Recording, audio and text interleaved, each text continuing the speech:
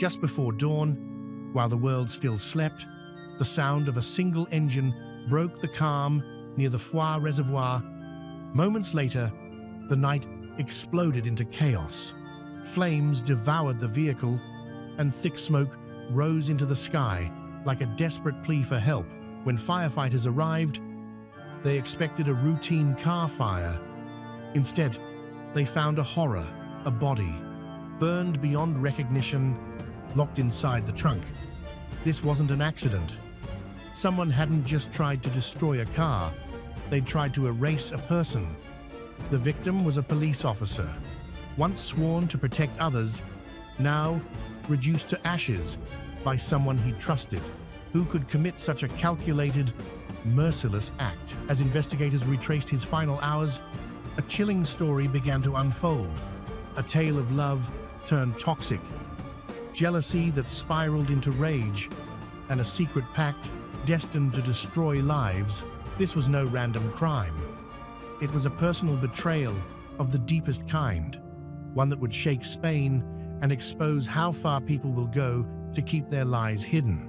Once you step into this story, you may never see love the same way again.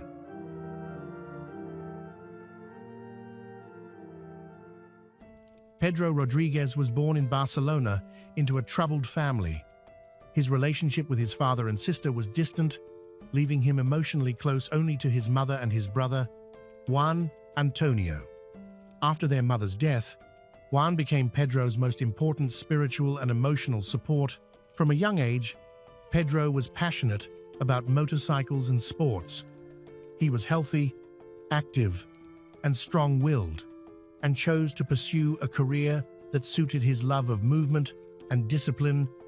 In 2008, he joined the traffic division of the Guardia Urbana, the police force responsible for law enforcement within Barcelona.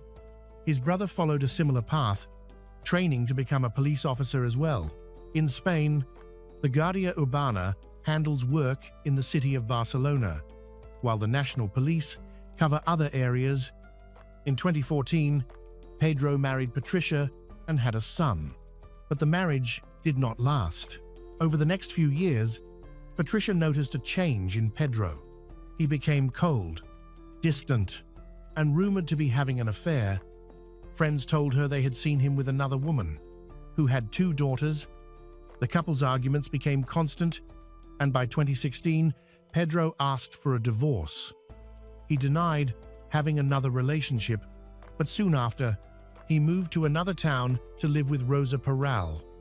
She is also an officer in the Metropolitan Police and has 2 children from a previous marriage. On May 4, 2017, Pedro's car and body were discovered burned near the Foix River Reservoir. Investigators confirmed Pedro's identity using forensic equipment, and some of his work items were found in the trunk. The speed and thoroughness of the crime made finding evidence extremely difficult. After confirming Pedro's death, investigators contacted his ex-wife Patricia.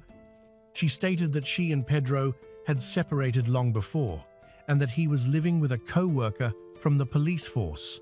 Investigators soon discovered that Pedro had been temporarily suspended from duty after assaulting a man who had ignored a traffic checkpoint, an incident captured on video. Rosa, meanwhile, was on medical leave at the time due to depression. When questioned, Rosa said the last time she saw Pedro, they argued and he left the house. She claimed he often disappeared for several days after their fights and had a volatile temper. When the police informed Rosa that Pedro was dead, her reaction was surprisingly calm. She refused to come to the police station, saying she couldn't leave her daughters alone, but agreed to go the next day. From that point onward, suspicion began to fall on her. On May 5th, Rosa gave her first official statement, suggesting that the mafia might be responsible for Pedro's death, an explanation investigators found unfounded. In a later statement, she admitted that she and Pedro had been together for about 8 months. Rosa said that 2 days before his death, they argued about Pedro's jealousy toward her ex-husband. She claimed he left afterward, but later sent her a message apologizing and professing his love. According to her, their relationship often followed this pattern of jealousy, arguments, silence, and reconciliation. For that reason, she said she wasn't immediately worried when he disappeared for 2 days. However, her story only portrayed Pedro as impulsive and possessive without helping investigators find the truth. A few days after Pedro's funeral, Rosa returned to the police station and accused her ex-husband, Ruben, of the murder. She described him as controlling and jealous, implying he might have killed Pedro out of rage. When questioned, Ruben acknowledged that their marriage had been full of arguments, but said his jealousy had been justified. Rosa, he claimed, had been unfaithful several times, first with a co-worker named Albert and later with Pedro. He claimed that he was no longer interested in her relationships and had never confronted her partner. Ruben had an alibi because he was at work at the time of the murder, a claim confirmed by his colleagues and superiors. With Ruben cleared, investigators turned their attention back to Rosa and to the other man in her life, Albert Lopez. Rosa Peral was born on March 27, 1981, in Barcelona. Her father, Francisco Paco Peral, was well known among those close to her. Her mother had recently passed away due to complications from surgery. Rosa met Ruben when they were very young. Their first daughter was born in 2010, and 2 years later, they married and had a second child. However, Rosa's personal life was far from stable. According to Ruben, Rosa began an affair with her colleague, Albert Lopez, while they both worked for the Guardia Urbana. Their relationship started in 2012, when they were assigned to patrol together. By 2013, just a year after her second daughter was born, she and Albert were secretly dating. Even after separating from Ruben and beginning a relationship with Pedro, Rosa continued to see Albert in secret. He remained her lover through 2 consecutive relationships. During their marriage, Ruben often tried to ignore Rosa's infidelities, but certain situations made this impossible, like when she attended police events with Albert, behaving as if they were a couple while still married. Eventually, Ruben had enough and decided to separate from her. Despite their long affair, Rosa and Albert never made their relationship official. She wanted commitment, but he refused. Albert didn't want children or the responsibility of being a stepfather to Rosa's daughters. Around this time, Rosa began dating Pedro. Unlike Albert, Pedro wanted a serious relationship and cared deeply for her and her children. Still, Albert couldn't let go. Although he started dating other women, his obsession with Rosa continued. He eventually reached out to her again, and they began meeting in secret, setting the stage for a tragic series of events that would later shock Spain. Albert had no idea that Rosa was now living with and engaged to Pedro. Albert believed Rosa was single, just casually seeing him. When he discovered she was actually with Pedro, he was enraged. Feeling betrayed, he distanced himself and tried to move on, posting photos on social media of vacations, parties, and nights out with other women. Despite this, he soon reached out to Rosa again, and they resumed their affair in secret. In April 2017, Albert proposed to Rosa in an unexpected and unusual way.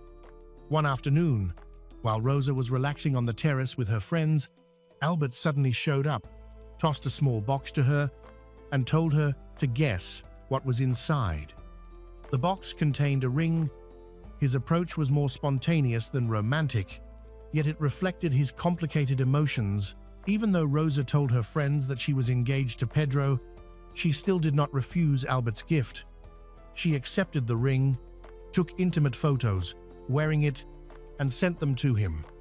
Later, her friends were stunned to see a photo where she wore 2 engagement rings, Pedro's on one hand and Albert's on the other. Rosa's friends, aware of her double life, often asked who she would ultimately choose. Her response was blunt. She preferred Pedro because he dressed better and was better in bed.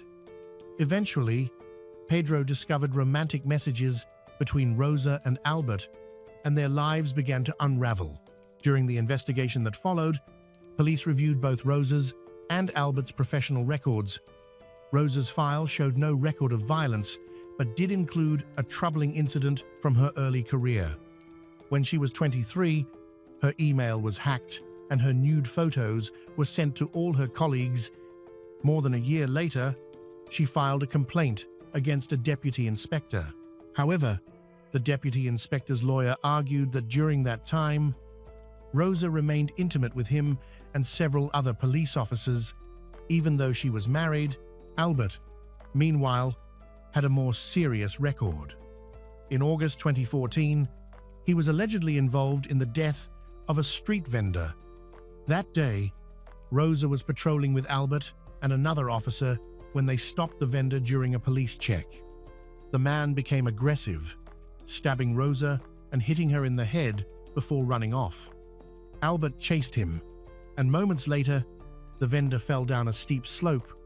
He was taken to a hospital, where he later died from his injuries. Albert claimed it was an accident, that the man had simply slipped, but investigators were not fully convinced. Because Albert was known for being shorter-tempered and aggressive, they suspected he might have pushed the man. However, with no solid evidence, the case was ruled an accident. Years later, during the investigation into Pedro's murder, Albert's violent past came up again. Detectives examined the phones of Rosa and Albert, checking their messages, calls, and GPS data from around the time of the crime. What they found was deeply troubling. On May 1, 2017, the location data from Pedro's, Rosa's, and Albert's phones placed all three at the same location, Rosa and Pedro's home. That same night, Rosa and Albert spoke by phone, and 4 hours later, Albert made a short call from a prepaid number before arriving at the house around 2:00 a.m. The next day, May 2, their phones again showed them in the same area, this time near the home of Rosa's ex-husband, Ruben. Investigators later found Pedro's burned car and body in that same area. The coincidence initially made Ruben a suspect, but his phone data proved he was nowhere near the scene. Confirming his alibi, a friend of Rosa's then revealed something even more disturbing. Just 2 days after Pedro's burned body was discovered, Rosa hosted a dinner at her home. The friend, her partner, and Albert all attended. Everyone acted as if nothing had happened, showing no sign of distress. Even worse, Rosa and Albert behaved affectionately, like a couple. Later, a colleague testified that Rosa had confided in him after the dinner, admitting she was afraid of Albert. Around the same time, one of Pedro's close friends, Javier, refused to represent Rosa when she sought his help. He was already assisting Pedro's family and could not represent someone who was a suspect in the same case. As pressure grew, Rosa returned to the police station and changed her story. This time, instead of blaming Ruben, she blamed Albert Lopez, her former lover, secret partner, and alleged accomplice. The change puzzled investigators. If Rosa truly believed Albert had killed Pedro, why would she dine with him instead of going directly to the police? The only detail that supported her claim was that she had once said she feared Albert, but investigators suspected she might have used that statement to strengthen her defense. Eventually, police arrested both Rosa and Albert and searched their homes. Albert's apartment appeared normal, but his car stood out. It was unnaturally spotless and reeked of air freshener, cleaners, and gasoline. At Rosa's house, luminol tests detected faint blood traces on walls, towels, and various items. Investigators also noticed freshly painted areas, missing furniture, and a redecorated room, suggesting an attempt to hide evidence. Inside a wardrobe, they discovered Pedro's police badge, ID card, and phone. It was normal for Pedro's belongings to be in the house where he lived with her. But what caught the police's attention was that there were messages sent from this phone after the day Pedro was supposed to have died. May 2. It was clear that someone was impersonating him. Forensic evidence indicates that Pedro was killed between 3 and 6 o'clock a.m. On May 2, that morning, the GPS data from the phones of Rosa, Albert, and Pedro all placed them at Rosa and Albert's home. Later the same day, their phones were detected again near Ruben's house, the same area where Pedro's burned car was eventually discovered. 2 days later, when police went to speak with Rosa for the first time, she refused to let them in, claiming her daughters were asleep. She also showed officers a WhatsApp conversation she said was with Pedro, messages that investigators later confirmed had been sent after he was already dead. When police eventually brought Rosa and Albert in for questioning, they used an interview method designed to reveal inconsistencies. Each time one of them made a statement, officers repeated it to the other to observe their reactions. As expected, the two began blaming each other, Rosa blaming Albert and Albert blaming Rosa. It became clear that one or both of them were lying. In 2018, new testimony surfaced. A neighbor who had been secretly romantically involved with Rosa told police that on the night of May 2nd, he messaged her about hearing a chainsaw coming from her house. He admitted he hadn't reported this earlier because he didn't want to expose their affair. He also revealed that Rosa often called him over when Pedro was angry and left home, implying their meetings happened when Pedro was away. Investigators searched for the chainsaw but never found it. By February 2020, 3 years after the crime, the long-awaited trial began. It became one of Spain's most closely followed cases, full of sensational details and shocking revelations. On the stand, Rosa claimed Albert was the one who killed Pedro. She said that early on May 2nd, Albert came to her house, grabbed an axe, and attacked Pedro while she ran upstairs to protect her daughters. She portrayed herself as a victim, saying Albert was violent and had even hit her before during police duties. According to her, Albert forced her to clean the crime scene afterward, threatening her if she refused. Albert told a very different story. He claimed that when he arrived, Pedro was already dead, and Rosa asked him to help dispose of the body. He said Rosa manipulated him, wanting to frame her ex-husband, Ruben. That, he said, was why they drove to Ruben's neighborhood to burn Pedro's car. In admitting this, Albert confessed to helping cover up the crime.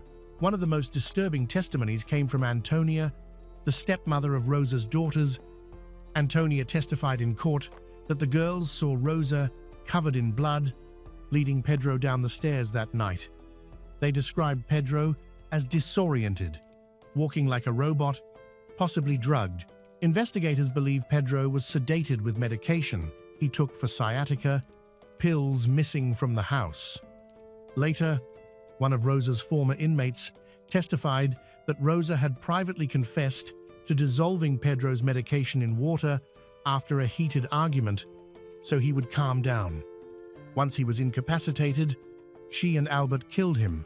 That night, Rosa and Albert left separately, Rosa in her car, Albert driving Pedro's. They went to the Foix reservoir, where they set fire to Pedro's car with his body inside. Investigators concluded that Rosa and Albert's motives were twofold. They wanted to remove Pedro so they could continue their affair freely, and they hoped to frame Rosa's ex-husband, Ruben, with whom she was fighting over custody of her daughters, but their plan failed. Prosecutors sought 25 years in prison for Rosa and 24 for Albert, arguing that they had drugged Pedro before killing him. The case showed clear evidence of premeditation and cruelty. In 2021, the court delivered its verdict. Both Rosa Peral and Albert Lopez were found guilty of Pedro Rodriguez's murder and ordered to pay nearly €885,000 compensation to Pedro's family. Rosa received a 25-year sentence for aggravated murder. Due to her intimate relationship with the victim, having been jailed since 2017, she had already served about 6 years at sentencing. Albert received a 20-year sentence and had been imprisoned for the same length of time. While in prison, Albert reportedly attended rehabilitation programs and showed remorse, acknowledging his role in the crime, a factor that might grant him limited privileges.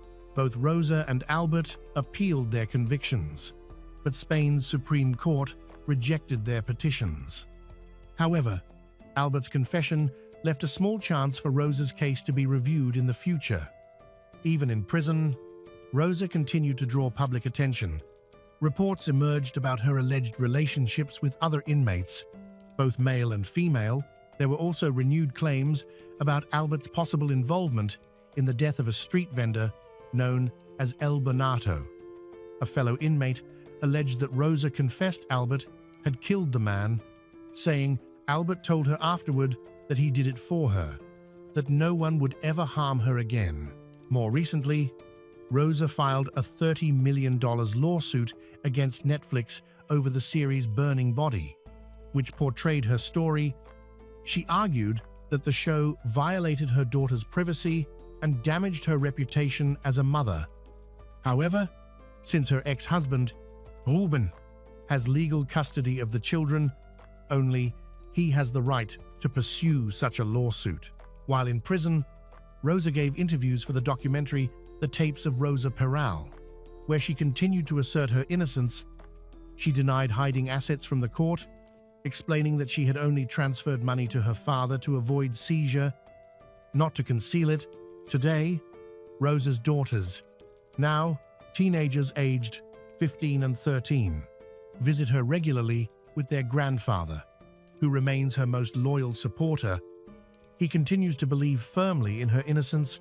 Rosa maintains that she was framed, insisting she loved Pedro and would never have harmed him. Still, the courts, investigators, and much of the Spanish public believe otherwise. Her father's steadfast belief in her innocence remains one of the few enduring expressions of loyalty in a story marked by deceit, betrayal, and irreversible tragedy. A mother of two disappeared mysteriously, she sending alarming messages to her family before she vanished. Police began investigating immediately, trying to understand conflicting information. However, the investigation took an unexpected turn, revealing a shocking story that would captivate the nation. Katie Kenyon was born in Burnley, a small town in Britain. She had two very close sisters. Even as a child, Katie was known for her kindness and generosity, always willing to help others. Later, she married and had two children, a son and a daughter. Sadly, her husband left, and although he occasionally visited the children, Katie raised them on her own. It was difficult, as her job as a social care worker didn't pay much, but Katie always made sure her children had everything they needed. On April 22, 2022, 33-year-old Katie followed her normal morning routine,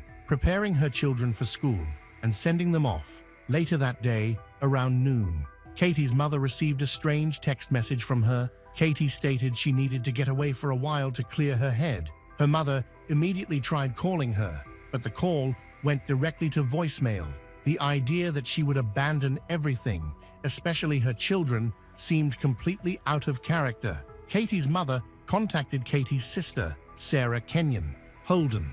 They rushed over to her house and noticed that her car was gone. Using a spare key, they let themselves inside and found all of Katie's belongings right where she'd left them, except for her phone and handbag. It just didn't add up.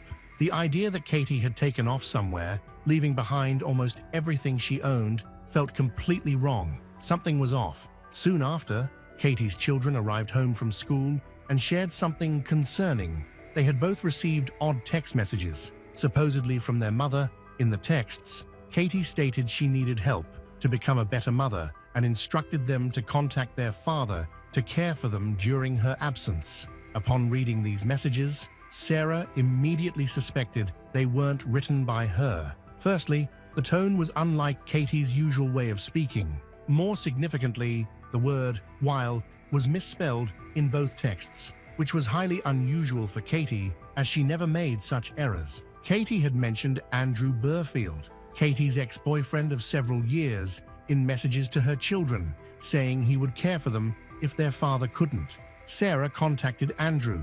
He told her he hadn't seen Katie since the previous day because he'd been at work.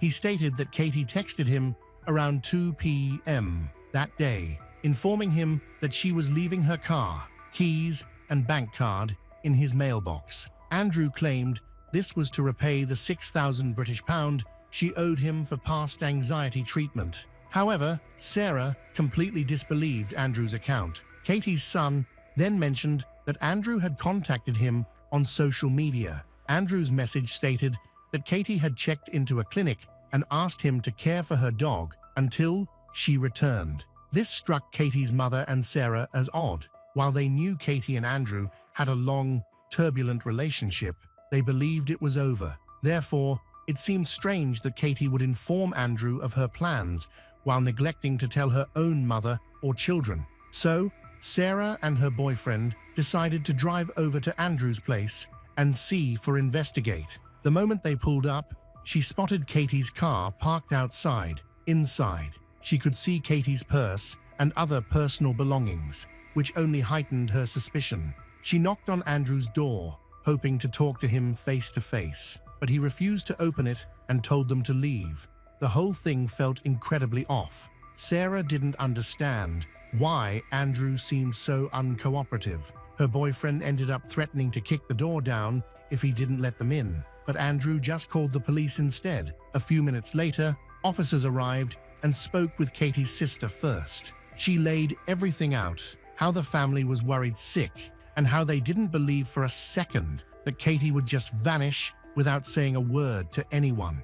She also pointed out her sister's car still parked there with her stuff inside. After that, the police knocked on Andrew's door. He gave them the same story he told over the phone, that he'd been at work when Katie texted him about leaving her car, keys, and bank card, and said she was going to check herself into a clinic. He even let them search his house and his van, and they didn't find anything suspicious. So, the police left, but they did open a missing persons case. Just to cover all bases, they called around to a bunch of clinics, hoping maybe Katie really had checked herself in somewhere, but not a single one had seen her. The next morning, police began piecing together a timeline of Katie's disappearance. And naturally, all eyes were on Andrew's house, since that's where her car had been found. Detectives learned there was a surveillance camera nearby, so they pulled the footage from the previous couple of days. On April 21st, the day before Katie went missing,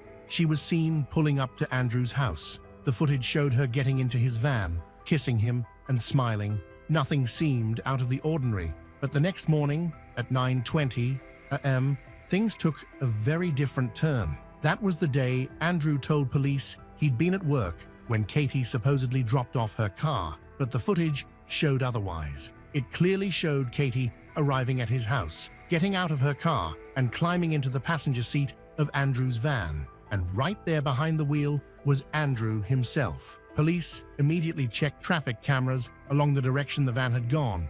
This time, the van stopped at a McDonald's, then headed out toward the highway. The final footage showed Andrew turning onto a rural back road leading into a wooded area. After that, the van disappeared from view for nearly an hour, but then it popped up again. This time, though, there was only one person in the vehicle. So, now, a much darker picture was starting to form. Based on the footage, it looked like Andrew had driven Katie out to a wooded area and then left without her. The police pulled location data from Katie's phone on the day she went missing. The records showed that her phone disconnected from the tower near her house early that morning, then reconnected near Andrew's home. From there, the phone's path followed the exact route the van had taken. According to the location data, Katie's phone was still in the van as it headed back towards Andrew's place. The problem was Katie was no longer in the van. And then came the final piece. Investigators checked the time those strange messages were sent to Katie's mom and kids. And by that point, Andrew had already returned home alone. But location data clearly showed that those texts were sent from his house. Given that all the evidence directly contradicted Andrew's version of events, police decided to head back to his house. The moment they stepped inside, something felt off. The place was boiling hot. Turns out Andrew had fired up the wood, burning stove, despite the weather being pretty mild outside. Right away, detectives suspected he might have been trying to destroy some evidence, but by the time they got there, all that was left in the stove was ash. Even so, they arrested Andrew and brought him in for questioning. Surprisingly, he didn't seem nervous at all. In fact, he looked completely relaxed and stuck to his original story, claiming Katie had probably checked herself into a clinic to deal with her anxiety. When detectives started pressing for more answers, he shut down completely and said he wouldn't talk without a lawyer. So, once again, they were left with nothing. After the interrogation, police decided to launch a large-scale search operation in the forest, where Katie's phone had last pinged right before Andrew was seen driving back alone. Covering that area, however, wasn't an easy task. They were looking at roughly 25 miles of rugged terrain. Still, they pulled in dozens of officers, requested backup from other agencies, and headed out into the woods. Soon they had helicopters with thermal imaging, drones, specialized equipment, and even a team of divers. Volunteers joined in too. The search quickly became one of the biggest operations their town had ever seen. But even with all that manpower, it still wasn't enough to cover such a huge area. Then, out of nowhere, police got a tip. Someone had seen Andrew's van parked in a specific part of the forest. That changed everything. Now that they had a likely spot, they were able to narrow the search down to a 5-mile radius. As the search teams combed through the forest, detectives brought Andrew in for another round of questioning. This time, they laid out the surveillance footage and other evidence they had gathered. Faced with the facts, Andrew changed his story. He admitted that he and Katie had driven out to the woods, but what he said next left investigators baffled. According to Andrew, the two of them went there to have a picnic. He claimed Katie had a habit of writing down her thoughts in a journal and then burning the pages as a way to let go of things that were bothering her. He insisted that morning had been no different. They had a picnic, lit a small fire. She burned a few pages, and then he drove home. He said he didn't know what happened to Katie after that. Of course, detectives didn't buy Andrew's story, but the problem was they still didn't have any solid leads. The search teams had come up empty, and with no trace of Katie in the woods, investigators shifted their focus to her relationship with Andrew. According to Katie's family, she had met him 3 years earlier. He had 2 kids from a previous marriage, worked in construction, and at first he seemed like a reliable, stable guy. But it didn't take long for her loved ones to notice cracks in the relationship. Andrew had a habit of trying to control Katie, telling her how to act, how to talk, even how to think. He also constantly brought up her anxiety, using it as a way to dismiss anything she said or did that he didn't like. And over time, that pressure only made her anxiety worse. Eventually, Andrew offered to pay for her treatment, and Katie agreed. But as time went on, things just kept getting worse. The fights became more frequent, more intense. Eventually, the relationship fell apart. For Katie, breaking up felt like a weight off her shoulders, but for Andrew, it was something he just couldn't accept. Not long after they split, Katie discovered someone had slashed the tires on her car. She was certain it was Andrew, but she never reported it to the police. A few months before, Katie went missing. She got a letter from the court saying she owed Andrew 4,000 British pound, the amount he'd spent on her treatment. Katie was already struggling to cover basic expenses for her and her kids. She had no idea how she'd come up with that kind of money. Over time, late fees piled on, and the debt grew to 6,000 British pound. The whole situation sent her anxiety through the roof. She was terrified she'd lose her home, the only stable place her kids had. But more than anything, she was afraid of Andrew. In one message to her mom, Katie said she was scared of him and genuinely believed he might hurt her. Still, just a month before she disappeared, Andrew reached out to her. He told her he regretted ever taking her to court. He promised to drop the case and even said he'd pay all the extra fees that had built up since the ruling. Andrew apologized for his anger, told her he wanted to change, and eventually Katie forgave him. Despite everything, they got back together. Still, detectives found something even more disturbing. Just one day after Andrew promised to fix everything with the court, he actually called the debt collectors and told them to go harder on Katie. He wanted them to push her even more. Investigators believe this was all part of his plan to increase the pressure on her, making her even more dependent on him. Katie, of course, had no idea this was happening because Andrew kept telling her he was working on canceling the whole thing. This gave detectives an even darker picture of the situation. All the evidence pointed to one conclusion: Andrew was a skilled manipulator and a compulsive liar who would do anything to get his way. Soon, detectives received further confirmation of this theory. People who knew him corroborated this, telling investigators that Andrew had a knack for getting inside people's heads and controlling them, something he had been doing for years, even with those closest to him. Despite all this, police still had no clue where Katie was. The search dragged on, day after day, without a trace. But then, finally, investigators caught a break. A local man came forward with a strange story. He said that the morning after Katie went missing, Andrew randomly showed up at his house. They were strangers, but Andrew approached him and asked a bizarre question. "Do you know when your bins were last emptied?" This immediately raised red flags. Officers rushed to the man's property and discovered that the trash bins hadn't been collected in several days. They started digging through the garbage, and inside one of the bags, they found something: chilling sandals stained with blood. A DNA test confirmed the blood was Katie's. At that point, detectives were certain of one thing: Katie was dead, and Andrew was officially charged with her murder. But a huge problem remained. They had no idea where her body was. Shortly after being formally charged, Andrew told detectives he wanted to talk. He changed his story yet again. This time, Andrew claimed he and Katie had gone to the woods that morning for a picnic. While sitting by a fire, Katie supposedly spotted a hatchet he'd used to chop wood and jokingly dared him to throw it at a soda can she was holding a few feet away. Andrew said he accepted the dare, but as he threw the hatchet, Katie suddenly leaned forward, and it struck her in the back of the head. Of course, detectives didn't believe a word of it, but this time, Andrew at least admitted the location of her body.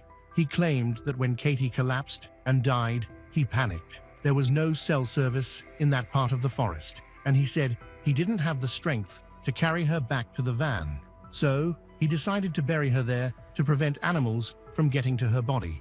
He said he dug a shallow grave, placed Katie's body inside, and covered it with leaves and branches, marking the spot by tying a plastic bag to a stick, planning to return later. He also admitted to burning Katie's phone and some of her other belongings in his fireplace, then scooping up the charred remains and dumping them in a trash bin somewhere around town. After speaking with Andrew, police returned to his house, hoping to uncover new evidence. This time, forensic experts managed to find traces of Katie's blood inside his washing machine.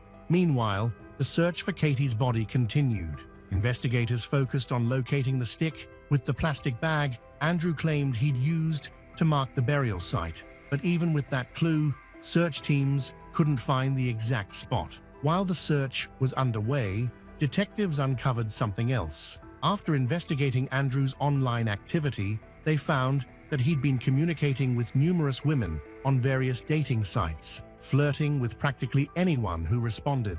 He'd even been seeing at least one woman in person. According to their conversations, Andrew had told her he owned multiple properties across the country.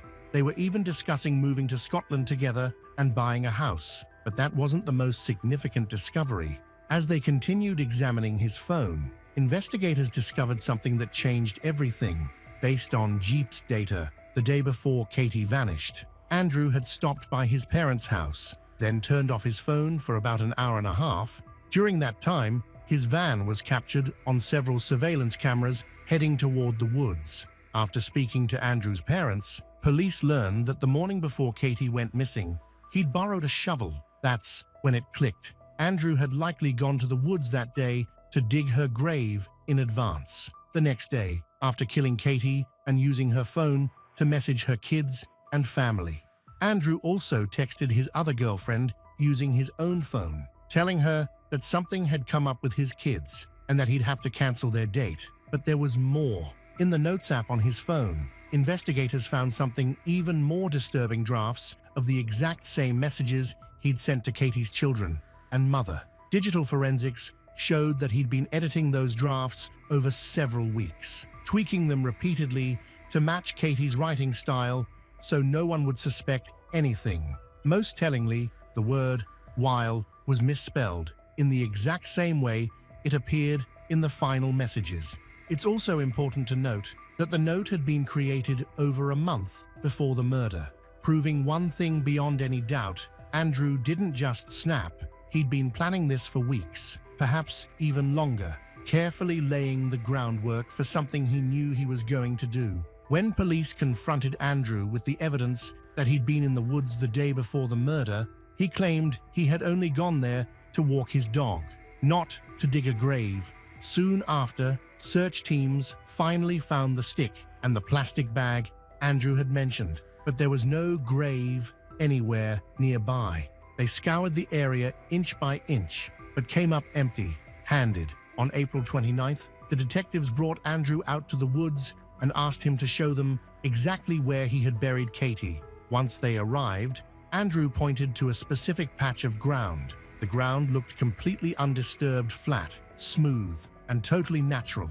There were no signs of digging, no shifted soil, nothing out of place. It had been concealed so well that officers later admitted they would never have found it without Andrew's help. As soon as the forensic team began digging, they found Katie. But what they uncovered next was unexpected. Andrew had somehow managed to bury her beneath a web of tree roots growing deep underground. Later, a geology expert explained the complexity of the grave. According to him, it would have taken hours to dig something like that, meaning Andrew had clearly come back more than once. The expert also pointed out that Andrew had separated the soil by layers, then buried them back in the correct order, which explained why the grave looked so untouched. That level of planning was chilling. Katie's body was handed over to forensic examiners. Immediately, Andrew's story about the Coke can and the axe throw fell apart. Katie had died from blows to the head with a hatchet, not just one or two, but 12 times. By that point, there was no doubt in the detectives' minds. This wasn't an accident. This was cold, calculated, and premeditated murder. With all of that evidence, the prosecution began preparing for trial. The case against Andrew was overwhelming, more than enough to secure a conviction.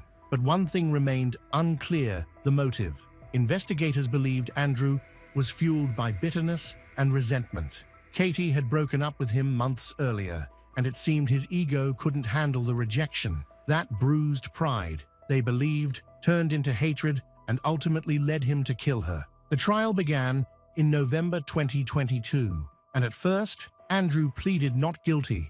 But just 3 days in, he suddenly changed course. Out of nowhere, he reversed his plea and admitted to the murder. Unfortunately for Katie's family, he didn't offer any new details. He simply accepted responsibility, but it was still enough. In the end, the court sentenced Andrew Burfield to life in prison with the possibility of parole after 32 years, calling him a deeply dangerous individual. The case was officially closed. The car had gone off the road and landed in a ditch. At first, it was quiet, but then smoke began to rise. Inside, a woman wasn't moving. Her husband stood outside, simply watching. He didn't call for help. Malcolm John Webster was born on April 18, 1959, in Wandsworth, Greater London. On the surface, his background appeared stable, even enviable. His father, Alexander Robertson Webster, held a high-ranking position within the Metropolitan Police, serving as a detective chief superintendent in the fraud squad. His mother, Odette Blewett, had once worked as a nurse, but gave up her profession to raise their children. Behind closed doors, However, the family home was governed by unrelenting discipline and an unsettling set of rules. Alexander ran the household with absolute control. When he used the bathroom, everyone else had to vacate the house. Meals were taken in silence unless he initiated a conversation. Emotional warmth was rare, and affection was nearly absent. Major family decisions, including financial matters, were handled solely by Alexander. From an early age, Malcolm displayed troubling signs. While his twin sister, Caroline, easily made friends, Malcolm struggled to connect, but rather than withdraw quietly, he developed unusual ways of attracting attention. He began pretending to faint, often collapsing at convenient moments to avoid chores or responsibilities. His apparent health issues led to speculative diagnoses, ranging from asthma to epilepsy. Yet, no solid medical explanation was ever confirmed. Doctors prescribed medications based on symptoms, never seeking a definitive cause. As sympathy began to fade, Malcolm escalated his attention,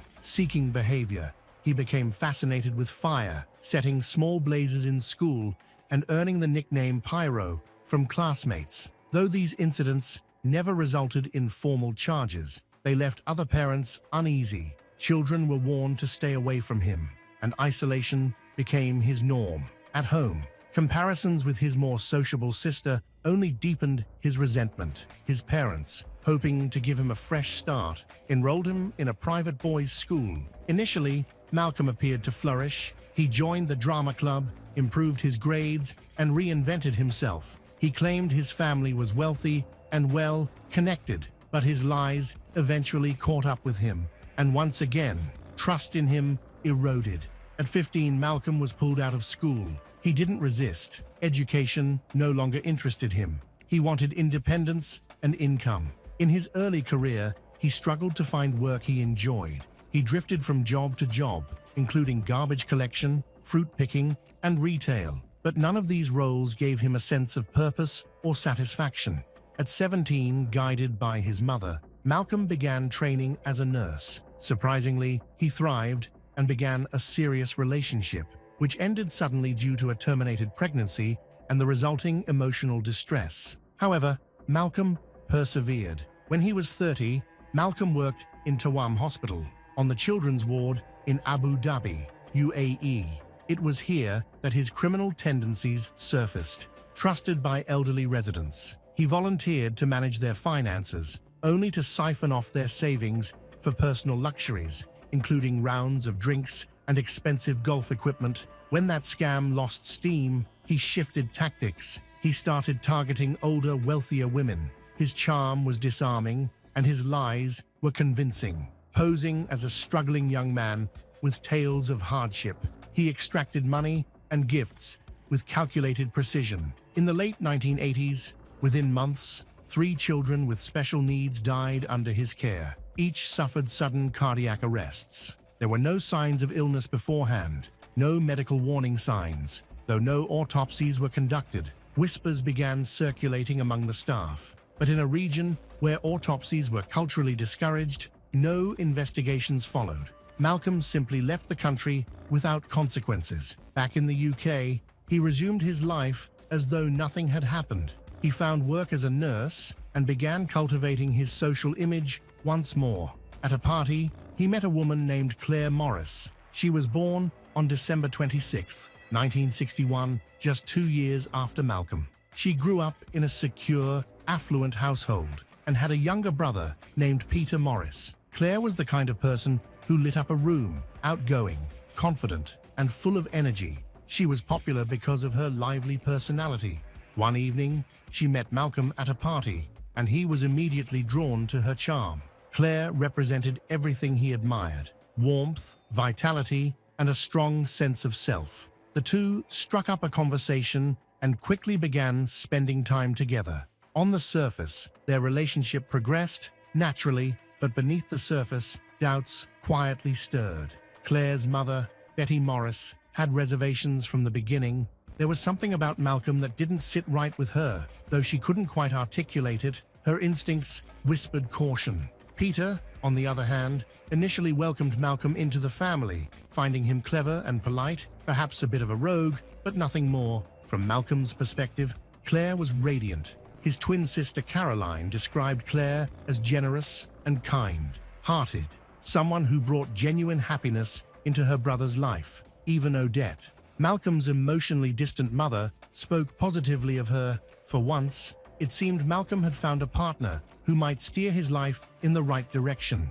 They married on September 3rd, 1993. The ceremony was beautiful. Claire looked radiant, and Malcolm performed his role to perfection. The devoted husband, charming and attentive. Friends and family left the celebration believing they had a bright future ahead of them. Young, in love, and financially stable, everything appeared idyllic. But everything changed just 9 months later. On May 27, 1994, tragedy struck. Malcolm and Claire had been driving along a quiet rural road, with Malcolm at the wheel and Claire beside him. According to his account, a motorcyclist suddenly appeared on the wrong side of the road, forcing him to swerve. He claimed to have overcorrected, sending the vehicle into a ditch. Moments later, the car burst into flames. Malcolm escaped. Claire did not. He was taken to hospital and kept under observation for a week. He complained of pain, appeared emotionally broken, and wore a neck brace. But scans and medical tests showed no significant injuries. There were no broken bones, no burns, and no smoke inhalation. His physical condition was inconsistent with the violent wreckage he described. At Claire's funeral, Malcolm appeared inconsolable, barely able to speak. Peter held his hand throughout the ceremony, unaware that the man he was comforting would later spend Claire's life insurance payout, £200,000, an enormous sum in 1994 on a £30,000 yacht, a new Range Rover, and other lavish expenses. The money vanished quickly. Questions began to surface. Why hadn't Claire managed to escape the car, as Malcolm had investigators confirmed that while the car had veered off the road, the crash hadn't been severe. It wasn't traveling at high speed, and the damage didn't suggest a violent impact. The fire's origin remained unknown. Even more troubling was that when Malcolm phoned for help, he told dispatchers the vehicle was empty. Despite his wife being inside, he never mentioned Claire. Despite these troubling details, no formal charges were ever brought. The case was closed, and Malcolm's life continued undisturbed by suspicion. Behind the scenes, he had already moved on. Soon after Claire's death, Malcolm began a secret affair with Geraldine Oakley, a hospital IT manager. Publicly, he was a grieving widower trying to rebuild his life. Privately, Geraldine began noticing unusual behavior. Malcolm talked about Claire's death in unsettlingly clinical terms, often circling back to whether a second autopsy would be ordered. His cold fascination with the topic disturbed her deeply. Geraldine confided her concerns to a consultant pathologist. She feared there was more to Claire's death than anyone realized. Eventually, unable to reconcile her suspicions with their relationship, Geraldine walked away. Unfazed, Malcolm shifted locations once again.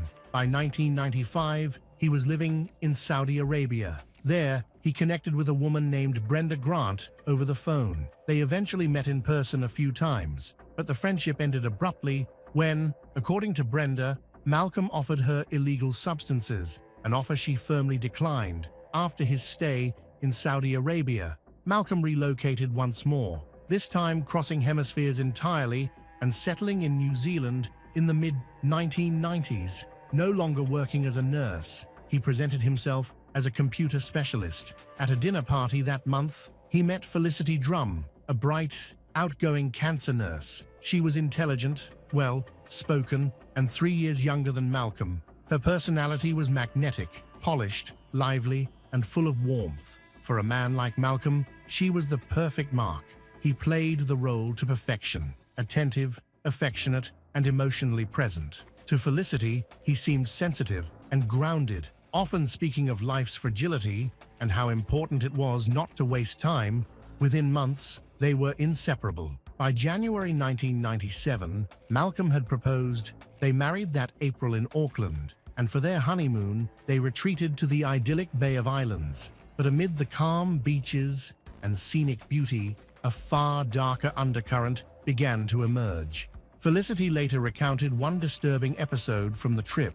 She drank a cup of tea, prepared by Malcolm, and fell into a deep, unnatural sleep that lasted nearly 36 hours. It wasn't a one-off. In the months that followed, she experienced troubling health issues, double vision, unsteadiness, periods of confusion, and extended bouts of sleep, all suspiciously occurring after eating or drinking something provided by her husband. When she raised her concerns, Malcolm dismissed them as stress-related. Doctors were consulted, but none could pinpoint the cause. Tests showed abnormal liver function, usually associated with substance abuse or medication toxicity, neither of which applied to Felicity, who lived a healthy lifestyle. Still, Malcolm continued preparing all her meals, always at her side, always in control. Their home life soon took on a sinister pattern. Fires began to follow them. One broke out at Felicity's parents' house while the couple was staying there, another at a rental cottage, and a third at a property they were considering purchasing. These accidents left Felicity uneasy, but she brushed them off until Malcolm encouraged her to take out a life insurance policy. She agreed. In 1998, they welcomed a son. From the outside, it looked like a happy family. Malcolm was attentive, affectionate, and often seen doting on his child, but his affection masked a growing deception. In early 1999, Felicity and Malcolm planned to purchase a home in Auckland. Malcolm repeatedly stalled the payment, claiming the funds from a UK bank transfer hadn't cleared. As the February 12th deadline approached, the pressure mounted. That day, Malcolm and Felicity headed to the bank together. During the drive, Malcolm began complaining about the car's steering. Then, without warning, the vehicle veered across 2 lanes and slammed into a ditch. Felicity grabbed the wheel in panic and found it responsive. Nothing about the car's handling felt off. Malcolm got out of the car and asked her to stay put. However, she disobeyed and got out to call the bank, probably to reschedule their meeting. Just a week after the crash, Malcolm arranged a picnic in a remote area. During the drive, the couple argued, nothing major. Then, in an apparent peace offering, Malcolm handed her a bottle of water. Moments later, Felicity passed out. She awoke hours later in the passenger seat, disoriented and groggy. The car was now deep within a forest. Her phone rang. It was her father, worried after not hearing from her. When Malcolm returned to the car and saw her awake, he looked startled, alarmed even. He climbed into the car, tense, and asked how she had managed to regain consciousness. Felicity didn't know. Her head spun. Her memory was foggy, but one thing was clear. Something was terribly wrong. She demanded he take her home immediately. Back at the house, with her senses returning, she started asking questions. Why had they been in the middle of the forest? What had caused her to pass out? Malcolm dodged her inquiries. Then he suddenly clutched his chest and claimed he might be having a heart attack. He rushed off, allegedly heading to the hospital. Hours later, he returned with an astonishing announcement. Doctors had diagnosed him with leukemia, but this was no cry for help. It was a distraction. Felicity's father had already harbored suspicions about his son-in-law. After speaking to the family solicitor, Felicity's father began investigating Malcolm's finances. What he found changed everything. Together, father and daughter searched through Malcolm's belongings and discovered a key to a private mailbox. Inside were damning documents. A bank statement showed that Malcolm had secretly moved 140,000 New Zealand dollars from a joint account into a personal one in Aberdeenshire. Credit card bills revealed he was drowning in debt. Felicity's father took immediate action, securing a court injunction that legally barred Malcolm from the family home. By the time it was served, Malcolm had vanished. He fled New Zealand just as Felicity began to uncover the full scope of the betrayal. Medical tests later confirmed what she had feared. Her body contained dangerously high levels of sedatives, drugs she had never knowingly taken. Once Malcolm was gone, the symptoms vanished as if they'd never existed. The man she had loved, trusted, and married had slowly and methodically poisoned her. Her suspicions, once only instinct, had now hardened into certainty. While searching through their shared email account, Felicity uncovered damning messages to a UK estate agent. Malcolm had been posing as a single father, planning a quiet relocation to Cornwall with their son. He was arranging to move by the end of 1999. He arranged to move out at the end of 1999. Not a word of this was shared with Felicity. Then came a discovery that changed everything. In the boot of the car Malcolm had abandoned, she found a petrol canister. It was the final piece. A horrifying realization dawned. He had intended to replicate the exact circumstances of his first wife, Claire's death. The plan had almost succeeded until her father's well-timed phone call had inadvertently saved her life. Felicity now understood the forest, the unconsciousness, the steering failure, the sedatives. It had all been part of a carefully rehearsed script. She managed to confront Malcolm once. Calmly, she told him she knew what he had tried to do. His reply chilled her to the bone. "You would have died happy." That sentence shattered any lingering doubts. Malcolm hadn't just deceived and manipulated her. He had plotted her death with methodical precision. For Felicity, the illusion was destroyed. She now knew she had married a murderer. She went straight to the police. In July 2000, New Zealand authorities issued 4 arrest warrants against Malcolm Webster. The charges were severe, including arson, drugging his wife, and administering substances with intent to cause harm. But Malcolm was already gone, having fled the country before he could face justice. From that point on, he was officially a wanted man. As the investigation unfolded, more details emerged. Felicity had only been aware of one life insurance policy, but Malcolm had secretly forged 8 more, with a combined value nearing 2 million New Zealand dollars. His motivation had always been clear: control, deception, and financial gain, no matter the cost. What he did next was true to form. In 2000, Malcolm slipped back into the United Kingdom. He confessed nothing to his family and resumed life as if nothing had happened. He found work, played the role of a respectable man, and once again sought out wealthy women. In August 2004, he met Simone Banerjee at a hospital. He worked in nurse administration. She managed the surgical theater. The two soon became a couple. By 2006, they were engaged. To Simone, Malcolm was a sensitive soul. He shared stories about his supposed battle with leukemia, disappearing for hours and claiming he'd been undergoing treatment. He told her of his tragic past, including the accidental death of his first wife, Claire. He even claimed certain television scenes fires. Car crashes were too traumatic to watch. Simone believed him. She had no idea he was still legally married to Felicity Drum, or that he was a fugitive in New Zealand, or that he had already tried to murder 2 women. But police hadn't stopped tracking him and found him living openly in Aberdeen under his real name. Simone might never have learned the truth had authorities not contacted her directly, warning her of the grave danger she was in. At first, she refused to believe it, but when she confronted Malcolm,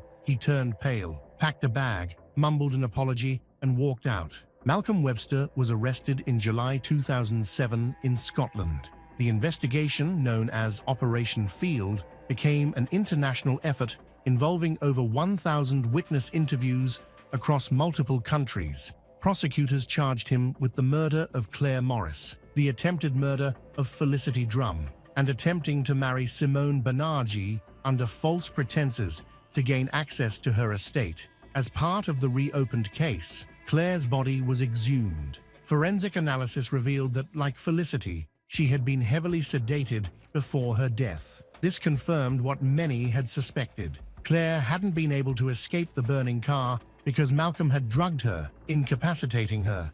It was also revealed that Felicity was drugged, even while she was pregnant with their son. The trial would go down in Scottish legal history. It became the longest trial involving a single defendant the country had ever seen. In May 2011, Malcolm Webster was found guilty on all charges. On July 5, 2011, he was sentenced to life in prison with a minimum term of 30 years. Simone later described herself as lucky to be alive. The courtroom testimonies painted a portrait of a man who used trust as a weapon. staging car crashes, setting fires, poisoning those closest to him, and weaving webs of lies for profit. Psychologists diagnosed him with narcissistic personality disorder, manipulative, deceitful, and utterly lacking in empathy. Even after his conviction, Malcolm refused to accept responsibility.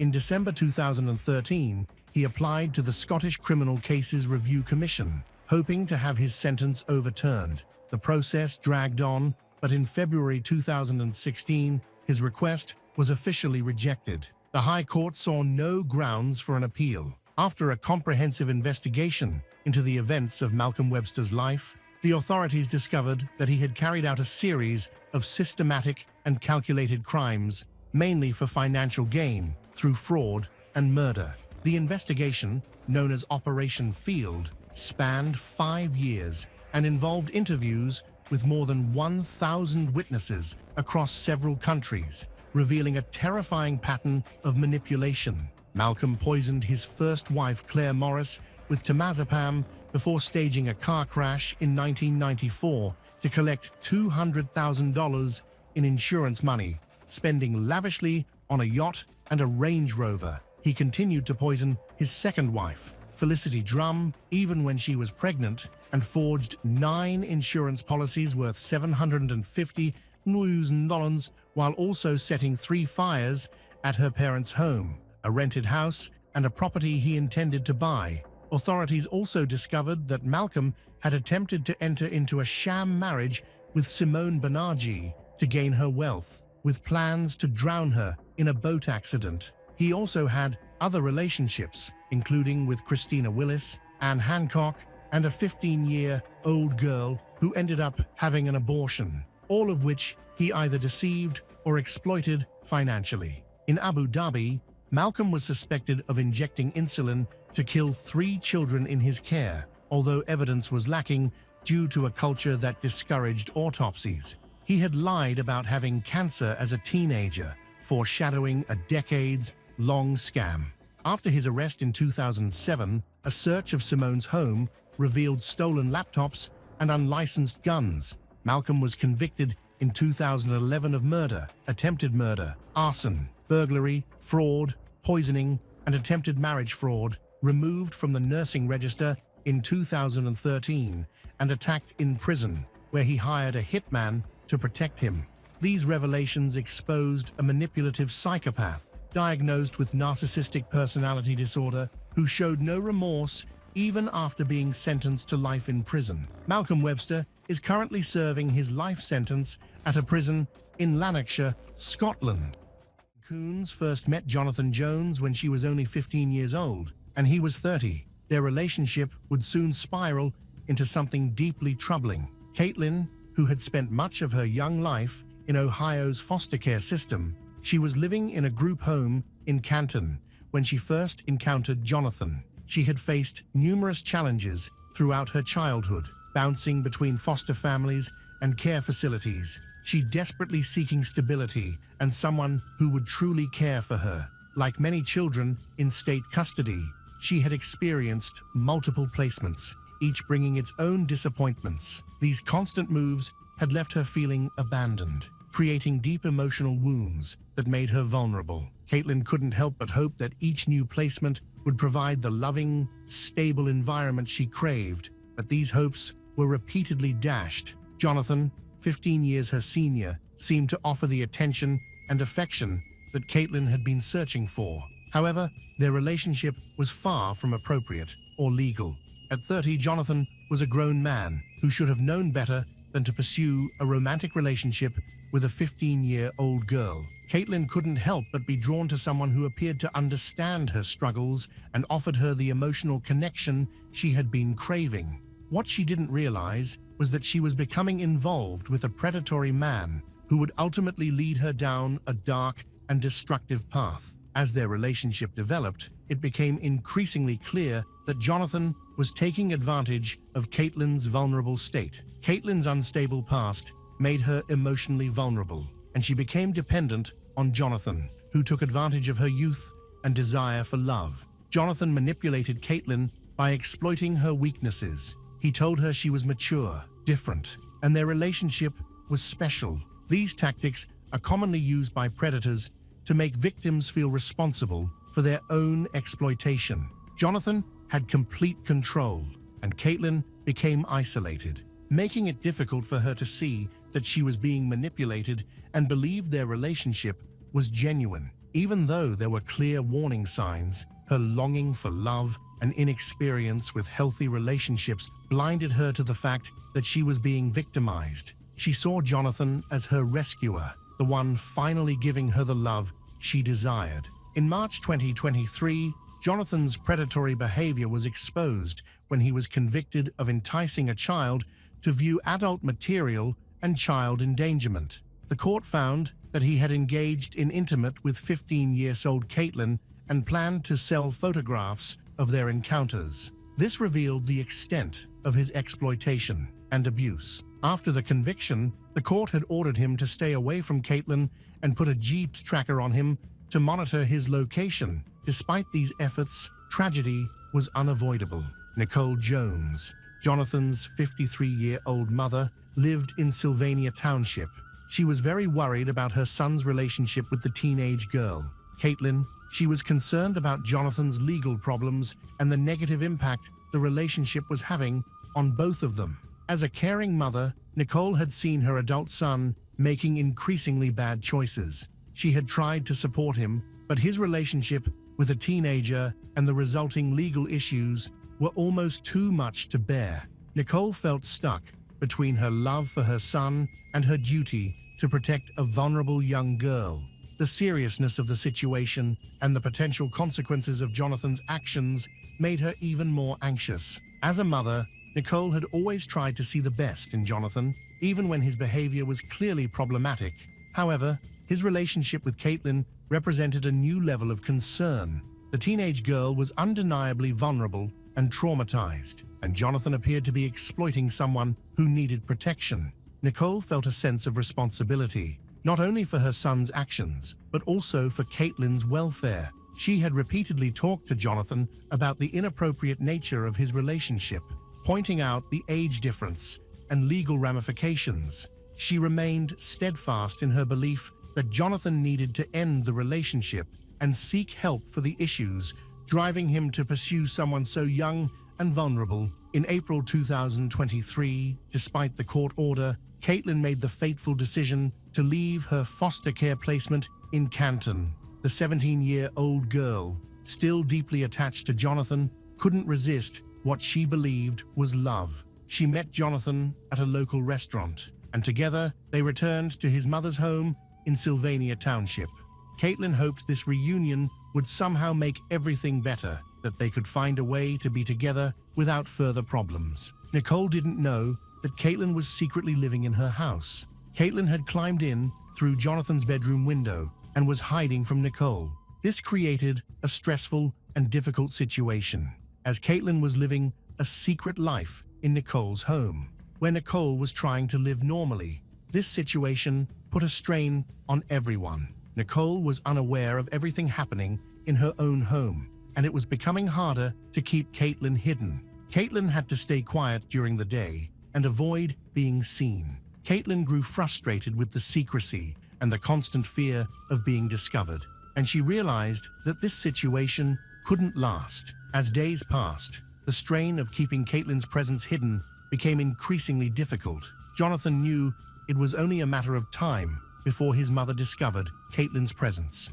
and he knew his mother would not approve. It was evident that Nicole was genuinely concerned about both Jonathan's welfare and Caitlin's. However, her attempts to intervene and protect them would ultimately put her in grave danger. The tension in the household reached a breaking point when Caitlin became convinced that Nicole was the primary obstacle to her being with Jonathan. Warped by trauma and manipulation, Caitlin was unable to see that Nicole's concerns were legitimate and protective. Instead, she viewed Nicole as an enemy, deliberately trying to destroy her relationship. This perception fueled increasingly dark thoughts about how to eliminate the perceived obstacle. On April 19, 2023, Caitlin's frustration and desperation reached a dangerous crescendo. She made a decision that would forever change multiple lives. Caitlin gave Jonathan an ultimatum that was both shocking and terrifying in its cold calculation. Jonathan had 5 hours to kill his own mother, Nicole, or she would end their relationship forever. This demand was so extreme and disturbing that it revealed the depth of Caitlin's psychological disturbance and the toxic nature of their relationship. Jonathan, faced with this impossible choice, found himself paralyzed by fear and indecision. Although he had made numerous poor choices in his life, including his predatory relationship with Caitlin, the prospect of murdering his own mother was apparently beyond even his moral boundaries. As the 5-hour deadline approached, Jonathan could not bring himself to harm the woman who had given him life and had tried to help him throughout his struggles. Caitlin wanted Jonathan to kill Nicole. When he refused, she gave him an extra hour, hoping he would change his mind. But Jonathan still didn't act. So, Caitlin decided she would kill Nicole herself. She believed that for her relationship with Jonathan to work, Nicole had to die. Despite feeling troubled and pressured, she resolved to commit the murder since Jonathan wouldn't. On the evening of April 19th, 2023, Nicole Jones stood in her kitchen, facing her refrigerator. Unbeknownst to her, Caitlin was outside and had found a large rock. Caitlin brought the rock inside, intending to use it as a weapon. Nicole continued her usual evening routine, completely unaware that Caitlin was about to end her life in a shocking and violent way. Her kitchen, normally a place of comfort, was about to become the scene of a brutal crime. As Nicole stood with her back turned, focused on whatever she was retrieving from the refrigerator, Caitlin approached from behind with the rock in her hands. In a moment of pure evil and violence, Caitlin began bludgeoning Nicole over the head with the rock, striking her multiple times with brutal force. The attack was swift and merciless, giving Nicole no opportunity to defend herself or even understand what was happening. As if the bludgeoning wasn't enough to ensure Nicole's death, Caitlin then strangled her, making certain that she would never again interfere in her relationship with Jonathan. Jonathan was in the living room when his girlfriend, Caitlin, murdered his mother in the kitchen. Instead of calling for help or trying to save her, Jonathan chose to help Caitlin hide the crime. This decision made him an accomplice in a shocking murder case. They worked together to dispose of Nicole's body. They drove to 2 local stores, purchasing a tarp and garbage bags to wrap Nicole's lifeless body. They returned to the house and wrapped Nicole's body in the materials they had purchased. After wrapping the body, Jonathan and Caitlin loaded Nicole into the trunk. In perhaps one of the most disturbing details of this case, prosecutors later revealed that Jonathan and Caitlin actually went out to dinner while Nicole's body remained in the trunk. Following their dinner, they drove to a nearby apartment complex and disposed of Nicole's body in a dumpster, treating her as mere garbage to be discarded. The dumpster was collected the following day as part of the normal garbage pickup, and Nicole's body was taken to a landfill. Even though law enforcement searched thoroughly, Nicole's body was never found. This prevents her family from having the closure they would get from a proper burial. With Nicole's body disposed of, Jonathan and Caitlin decided to flee the area to avoid prosecution. They took Nicole's 2021 Buick Encore and began driving west, eventually crossing the border into Mexico. Along with the car, they also took Nicole's social security card, identification, credit cards, and health insurance card, essentially stealing her identity along with her life. However, their escape was short-lived. Caitlin, perhaps overwhelmed by the magnitude of her actions, made a critical error that would lead to their capture. While on the run, she contacted one of her caregivers and confessed to the murder, admitting that she had killed Jonathan's mother. This confession prompted the caregiver to immediately contact law enforcement, who began working with U.S. Marshals to track down Jonathan and Caitlin. The search for Jonathan and Caitlin became an international manhunt, with law enforcement agencies on both sides of the border cooperating to locate them. Fortunately for investigators, Jonathan was still wearing the Jeep's tracking device, mandated as part of his earlier conviction. This device allowed authorities to track their movements and ultimately locate them in the municipality of Ahumada in the state of Chihuahua, Mexico, on May 8, 2023, approximately 3 weeks after Nicole's murder. U.S. Marshals and Mexican authorities successfully apprehended both Jonathan and Caitlin. They were found in possession of Nicole's vehicle and personal documents, providing further evidence of their guilt. Jonathan and Caitlin was extradited back to the United States to face charges for their roles in Nicole's brutal murder. Before, back in Ohio, law enforcement had been conducting a thorough investigation into Nicole's disappearance and presumed death. The investigation had begun on May 5, 2023, when Canton Police contacted Sylvania Township Police requesting a welfare check on Nicole Jones. When officers arrived at her condominium, they were unable to locate her despite conducting a thorough search of the premises. As the investigation unfolded, the true horror of what had transpired became clear. Detective Jake Albright of the Sylvania Township Police Department interviewed Caitlin extensively after her arrest, and she provided detailed confessions about how she had murdered Nicole. The case against both Caitlin and Jonathan was overwhelming. In addition to Caitlin's confessions, investigators had Jeep's tracking data from Jonathan's ankle monitor that corroborated the timeline of events and their movements after the murder.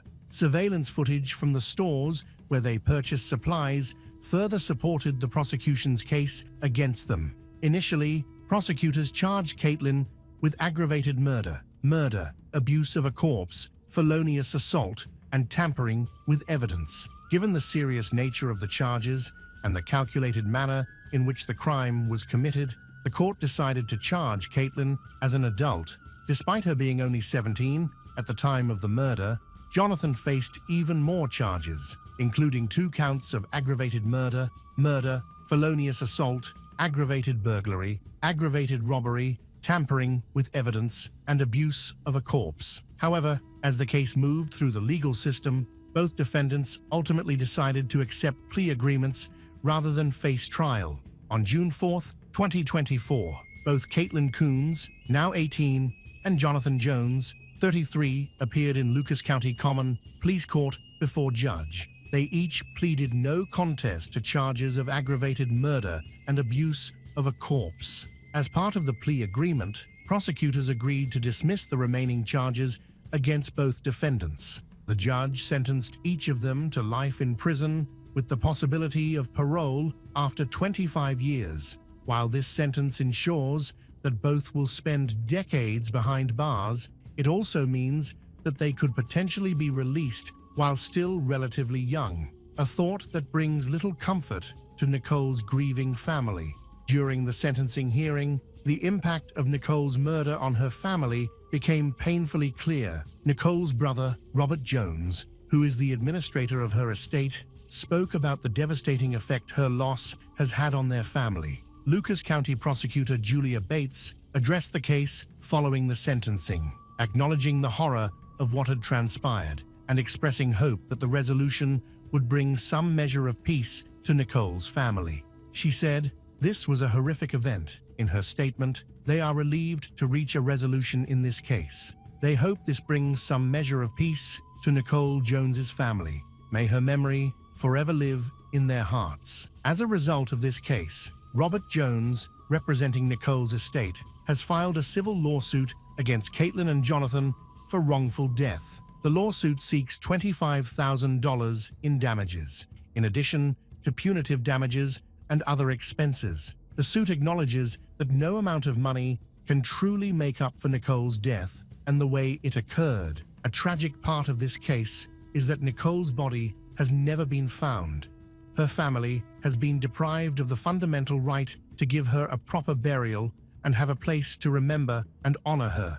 Not knowing where Nicole's remains are located intensifies their suffering. This case serves as a stark reminder of the devastating consequences that can result from predatory relationships and the exploitation of vulnerable individuals. Caitlin, who began as a victim of Jonathan's inappropriate pursuit when she was just 15, ultimately became a perpetrator of one of the most brutal murders imaginable. While this transformation does not excuse her actions, it highlights the complex dynamics that can develop when adults prey upon children who are already struggling with trauma and instability. The residents of Sylvania Township, especially those in Nicole's condominium complex, were deeply disturbed by the terrible crime. Many residents are elderly and had moved there because they thought it was a safe and peaceful place to live. The shocking murder of their neighbor by her son and his teenage girlfriend destroyed their feeling of safety and showed that violence can happen anywhere, even in quiet communities. As this case comes to a close with the sentencing of both perpetrators, Nicole Jones's family continues to struggle with their immense loss. It was evident to everyone that Nicole Jones was a caring mother who had tried to protect both her son and the teenage girl her son was exploiting. Her concern for their welfare ultimately cost her life as she became the victim of a crime so brutal and senseless that it continues to shock all who learn about it. One ordinary afternoon on a deserted Queensland beach, a young woman walks her dog and never returns. The next morning, her father discovers her body partially buried in the sand, naked, with clear signs of a struggle to the death. No witnesses, no cameras, no cries for help, just a dog tied to a tree and a car still sitting quietly at the beach entrance. From there, Australia is drawn into a thrilling, years-long case, with the suspect fleeing to the other side of the world, ambiguous confessions, and a series of secrets from the victim's personal life gradually revealed who killed Toya Cordingley and why. In today's video, we take a look at the entire story of the Toya Cordingley case. We will start from the last moment she was alive, then go through the investigation, the search for the killer, and finally, the unsolved mysteries after more than 6 years. This is a heartbreaking story about searching for the truth. Toya Cordingley, born in 1994, grew up in Cairns, a city in northeastern Australia, with her parents, Troy and Vanessa. From a young age, she showed great compassion for people and animals.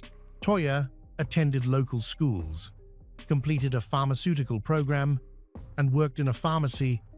Despite her busy schedule, she always made time for animals.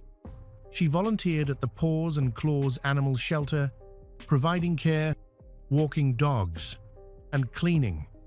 Her colleagues remember her dedication. She never missed a shift and often returned to check on sick animals. Toya's love for animals extended beyond volunteering. She advocated for their protection, promoted spaying and neutering, condemned cruelty, and encouraged shelter adoptions. At the time, Toya was in a relationship with Marco Heidenreich, with whom she lived. They spend weekends together, go on picnics, and share photos on social media. However, some of Toya's friends revealed that she had expressed doubts about the relationship and was considering breaking up. On October 21, 2018, 24 years old, Toya went to Wangeti Beach, a remote beach between Cairns and Port Douglas in Queensland, Australia. She was taking care of India, her boyfriend's dog. As the sun set, Toya arrived at the beach, parked her dark-colored Mitsubishi Lancer, leashed India, and began walking along the sand. No one directly witnessed her walk, but her presence was confirmed by phone tracking data and evidence found at the scene. The next morning, Toya's car was still parked at the beach entrance, indicating something was wrong. India was found tied to a tree near the parking area. India was unharmed, but the situation was concerning. Toya's wallet was inside the car, but her phone was missing. When Toya didn't return home or respond to calls or messages, her loved ones became worried. Her mother and friends spent the night trying to contact her without success. On the morning of the 22nd of October, they went to Wangeti Beach and realized Toya hadn't simply wandered off. The abandoned car, the tied-up dog, and the lack of contact indicated a serious problem. Wangeti Beach is a remote, unlit area with few nearby homes. These conditions made nighttime search difficult. By the morning of the 22nd of October, dozens of people had gathered at the beach. Toya's family, friends, and community members organized a search effort, combing through the beach, dunes, trails, and brush. A sense of urgency and dread filled the air. Everyone sensed this wasn't a simple case of someone getting lost. Toya's father, Troy Cordingley, joined the search team early that morning. He separated from the group and walked towards the area where the sand met the scrubland. There, he noticed disturbed sand. Kneeling down, he brushed the sand away and uncovered the body of a young woman, his daughter, Toya. Her body was lying on its side, partially buried, and she was not clothed. Her personal belongings were missing. There were visible signs of trauma, including bruising and abrasions, suggesting she had been overpowered. There was no object nearby that could explain what happened. It was clear someone had tried to conceal the crime. Law enforcement secured the area immediately and began initial forensic procedures. Investigators documented footprints in the sand, examined the surrounding area, and interviewed people who might have seen Toya the previous day. A key observation was the absence of drag marks, suggesting the crime occurred close to where her body was found. The person responsible had either been waiting for her or encountered her by chance. A formal report of a violent crime was filed, and the collection of physical evidence began. Samples of sand, shoe prints, and biological material were collected from within a roughly 160-foot radius. Based on the scene, authorities suspected the motive might have involved intentional violence. However, they did not immediately confirm this to the public. The news of Toya's death quickly spread throughout the community. Local media reported the tragic death of a young woman at a secluded beach, causing public alarm. Many women in the Cairns area became afraid to walk alone. Authorities publicly promised to do everything possible to identify the person responsible and bring them to justice. Police began reviewing surveillance footage from highway cameras, shopping centers, and public areas to trace Toya's movements in the hours before her death. At the same time, DNA samples were being collected for comparison with the evidence found at the scene. Toya's body was transported to Brisbane for a thorough forensic examination to determine the exact cause and time of death, and to look for any signs of targeted violence. From that point on, the case was handled by detectives, forensic analysts, and medical examiners. Surveillance footage showed that Toya had stopped at Rusty's Market in Cairns to buy groceries before going to the beach. She was seen leaving with a bag and walking calmly to her car. Nothing about her behavior or the people around her seemed unusual. Additional footage from cameras along the Captain Cook Highway, which leads to Wangeti Beach, provided only a partial view. There were no surveillance cameras in the area around the beach, making the investigation more difficult. Authorities asked the public for any dashcam footage recorded on the 21st of October between 10 o'clock a.m.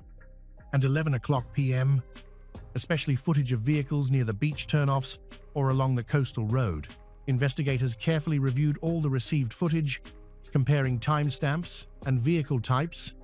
Some videos helped track a few cars that entered and exited the beach area that day. One of these was a white SUV, but the driver was identified, interviewed, and ruled out as a suspect. However, several vehicles remained unidentified despite public appeals, and the repeated release of video stills through the media. In addition to reviewing surveillance footage, authorities were actively seeking potential witnesses, such as people who might have been fishing, walking, or relaxing on the beach that day. Officers questioned people who had visited nearby parking areas, gas stations, and convenience stores. Unfortunately, no one reported seeing Toya at the beach that evening. This led investigators to believe that the crime likely occurred in a remote and less visited area of the coastline, detectives searched for Toya's missing clothing, athletic leggings, a t-shirt, flip-flops, and a rubber bracelet. Despite thorough searches, none of these items were found. Police asked residents to check their properties, ditches, wooded areas, and roadsides for anything unusual. Some tips were received, but none led to items connected to the case. A medical examination revealed evidence suggesting a violent assault. Law enforcement didn't immediately confirm this publicly, but leaked documents indicated a possible targeted attack before Toya's death. Neck injuries, bruising, and the body's position supported this theory. DNA samples from the body and surrounding area were sent to a Brisbane lab. The results were important, but no matches were found in criminal databases. The lack of evidence and witnesses caused frustration in the media and online.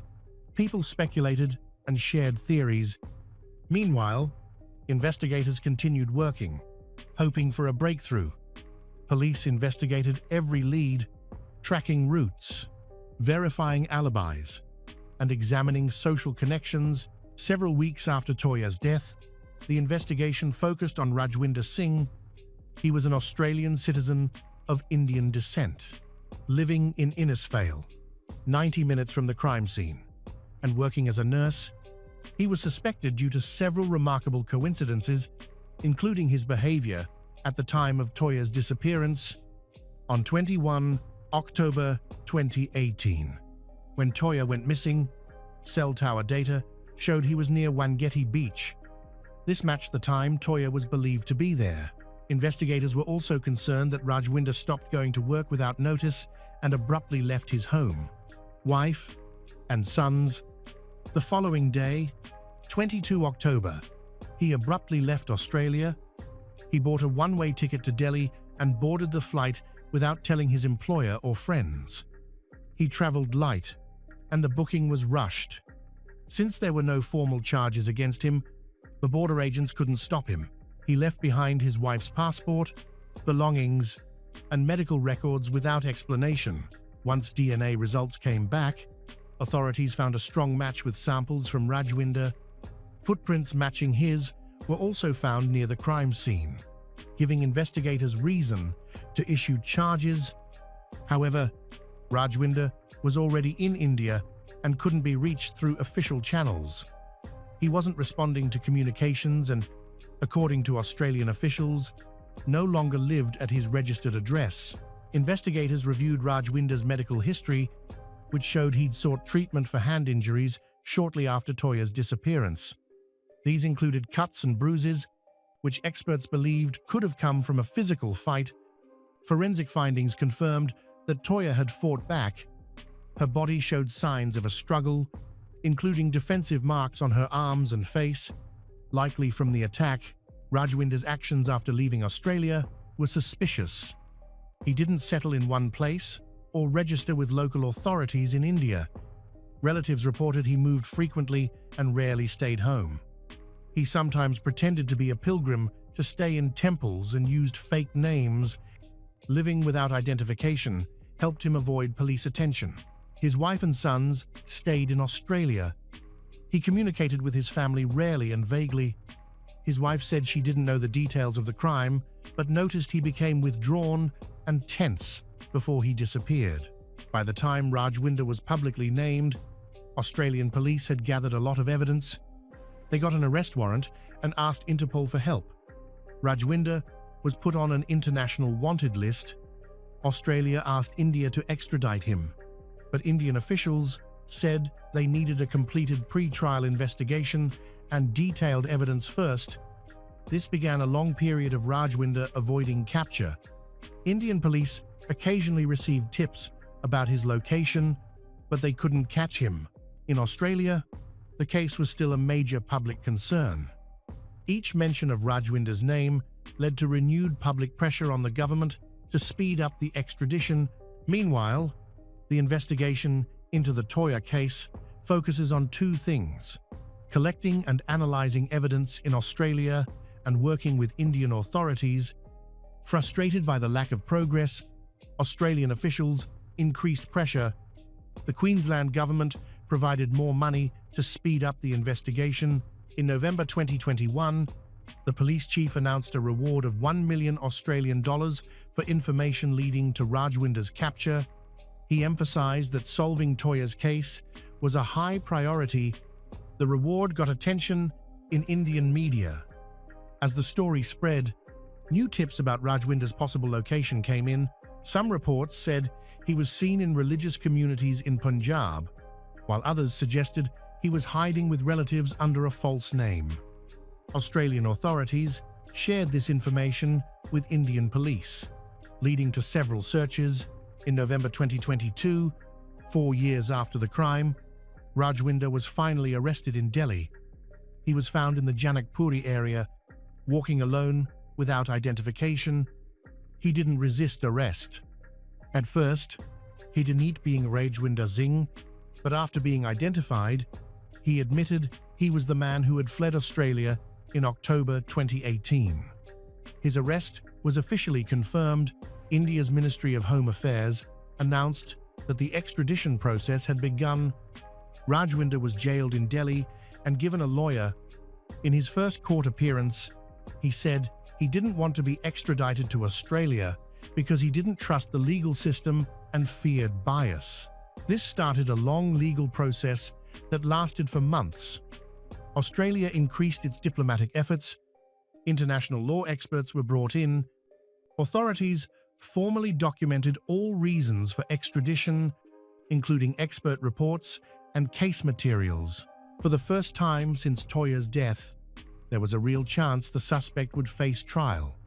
But there were still many legal procedures, appeals, and questions about citizenship.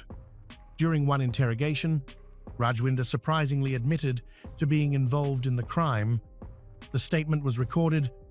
However, a few days later, he changed his story, saying his confession was forced and untrue. He claimed he had nothing to do with Toya's death. In a written statement, Rajwinder claimed the case was more complex than investigators suggested. He proposed a strange theory. There were 2 offenders and 2 victims at Wangeti Beach, implying he only witnessed someone else's actions. This theory lacked evidence, but intrigued his lawyers and complicated the legal proceedings. The Indian court agreed to hear Rajwinder's claim, further delaying the case. The legal process stalled repeatedly. Hearings were postponed, and the defense filed numerous objections, citing concerns about Rajwinder's rights. Despite this, in 2023, an Indian court approved the extradition request, determining that the documents from Australian authorities met international standards, allowing Rajwinder to be returned for trial. India's Minister of Home Affairs gave final approval. Preparations then began for Rajwinder's secure transfer. In November 2023, he was formally handed over to Australian law enforcement and brought to Queensland. State police officials met him and placed him in a secure detention facility. The flight and transfer were kept secret to prevent leaks or interference. Soon after arriving, formal charges were filed against Rajwinder, primarily for the intentional killing of Toya. Accordingly, on October 21, 2018, the court ordered Rajwinder to remain in custody without bail. Prosecutors emphasized that Rajwinder had previously fled the country, evading justice for years, making him a flight risk. They also highlighted the seriousness of the violent crime and its cruelty. With Rajwinder back in Australia, trial preparations officially began. Authorities assured the public of a transparent legal process. Meanwhile, new details from the case files, previously confidential, emerged. One revelation involved Toya's personal life. She had contact with another man named Tyson, a foodkara specialist. This detail was initially overlooked until investigators analyzed messages and phone data months after the incident.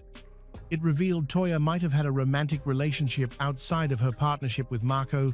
Toya and Tyson began communicating casually a few weeks before the incident, exchanging online messages that soon became personal and emotionally open. Investigators found direct and vulnerable messages from Toya in chat histories and archived social media.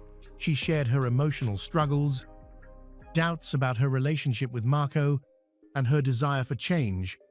In one message, she expressed her frustration and mentioned Marco's tantrums, saying he was losing control again, that she didn't feel safe, and that maybe it was time to end it.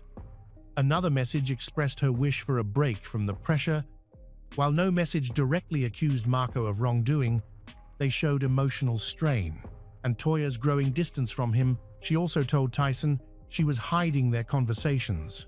Initially, investigators lacked this information because Toya's phone had missing chat records, and her messaging app didn't automatically back up deleted content. Advanced digital forensics recovered some erased data, revealing that Toya had kept parts of her life private from Marco and that her behavior may have appeared distant or suspicious to him. This was a key breakthrough. With this new evidence, investigators re-examined Marco, who had previously been considered only a witness. The hidden messages and relationship tension prompted a re-evaluation of his alibi and movements on the day Toya disappeared. The timeline shows Marco was in Cairns when Toya disappeared. Work records and surveillance footage partially confirmed this.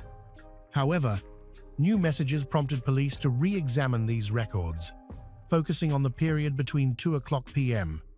and 9:00 p.m., when Toya was likely at the beach. During those hours, Marco's phone activity decreased sharply. He became unresponsive to messages and later sent an unusual text. Additionally, a report surfaced that his car was seen near the Captain Cook Highway exit that evening, contradicting his statement that he stayed within central Cairns. These inconsistencies led to a second round of questioning. Marco confirmed being in Cairns, but struggled to explain the gaps in his movements. He denied involvement in Toya's disappearance and claimed ignorance of her relationship with another man. Although there wasn't enough evidence to charge him, his answers raised concerns and warranted further investigation. Investigators then cross-referenced movement data for everyone mentioned in Toya's communications, including phone records, travel patterns, surveillance footage, and witness statements. Tyson's location was verified in another city, making it impossible for him to be near the scene. He was ruled out as a suspect. This information led investigators to believe Toya was experiencing significant internal conflict before her disappearance. These findings were added to the case file, despite the main suspect, Rajwinder Singh, being in custody. Investigators didn't rule out the possibility of other individuals being involved. Questions about motives, emotional dynamics, and hidden details remained. 6 years after Toya's death, the case went to trial on the 22nd of July, 2024, at the Cairns District Court, attracting significant public attention. Despite substantial evidence, no verdict has been reached. The prosecution argues that Rajwinder acted alone, committed the crime with extreme cruelty, and fled the country to avoid justice. They suggested the motive involved inappropriate intent that escalated, but direct evidence of this is limited and remains unresolved. The defense argues that the case is based on circumstantial evidence. Rajwinder's attorneys maintain his innocence, claiming his prior confession in India was coerced and made without legal representation. They highlighted the lack of eyewitnesses and questioned the interpretation of DNA evidence, arguing it doesn't conclusively prove his involvement. A cryptic statement Rajwinder made during his extradition added complexity, but he later refused to elaborate, and his legal team unsuccessfully tried to have it excluded. Witnesses include police officers, forensic experts, medical professionals, Toya's former co-workers, and people who interacted with Rajwinder in India. However, key question persists. Could someone else have been involved? How significant were the tensions between Toya and Marco? Why hasn't an eyewitness come forward? These questions fuel public debate, but aren't formally part of the current charges. The hearings continue, and the judge is reviewing all evidence. Questioning is ongoing, and forensic experts are still submitting findings. Toya's parents are present at the proceedings but haven't made public statements. Their quiet presence emphasizes the personal impact of the trial. The court's eventual verdict will conclude a long and painful process. For now, the case remains open, marked by unanswered questions, arguments, and the hope that the truth will emerge through the justice system. In Luton, Bedfordshire, United Kingdom, on the evening of Monday, May 23, 2016, a 34-year-old woman was brutally murdered inside her family home on Overstone Road. Saima Khan, a devoted mother of 4 young children, became the victim of a crime so savage that it shocked the entire community. She had been stabbed 68 times. The wounds were so vicious that her head and arm were nearly severed. From the outside, the Khan residence looked like an ordinary, modern family home, blending in with the other houses in the quiet, suburban street. But inside, officers encountered a scene of horrific carnage. Blood was everywhere, as if gallons had been splattered across the walls, stairs, and floor.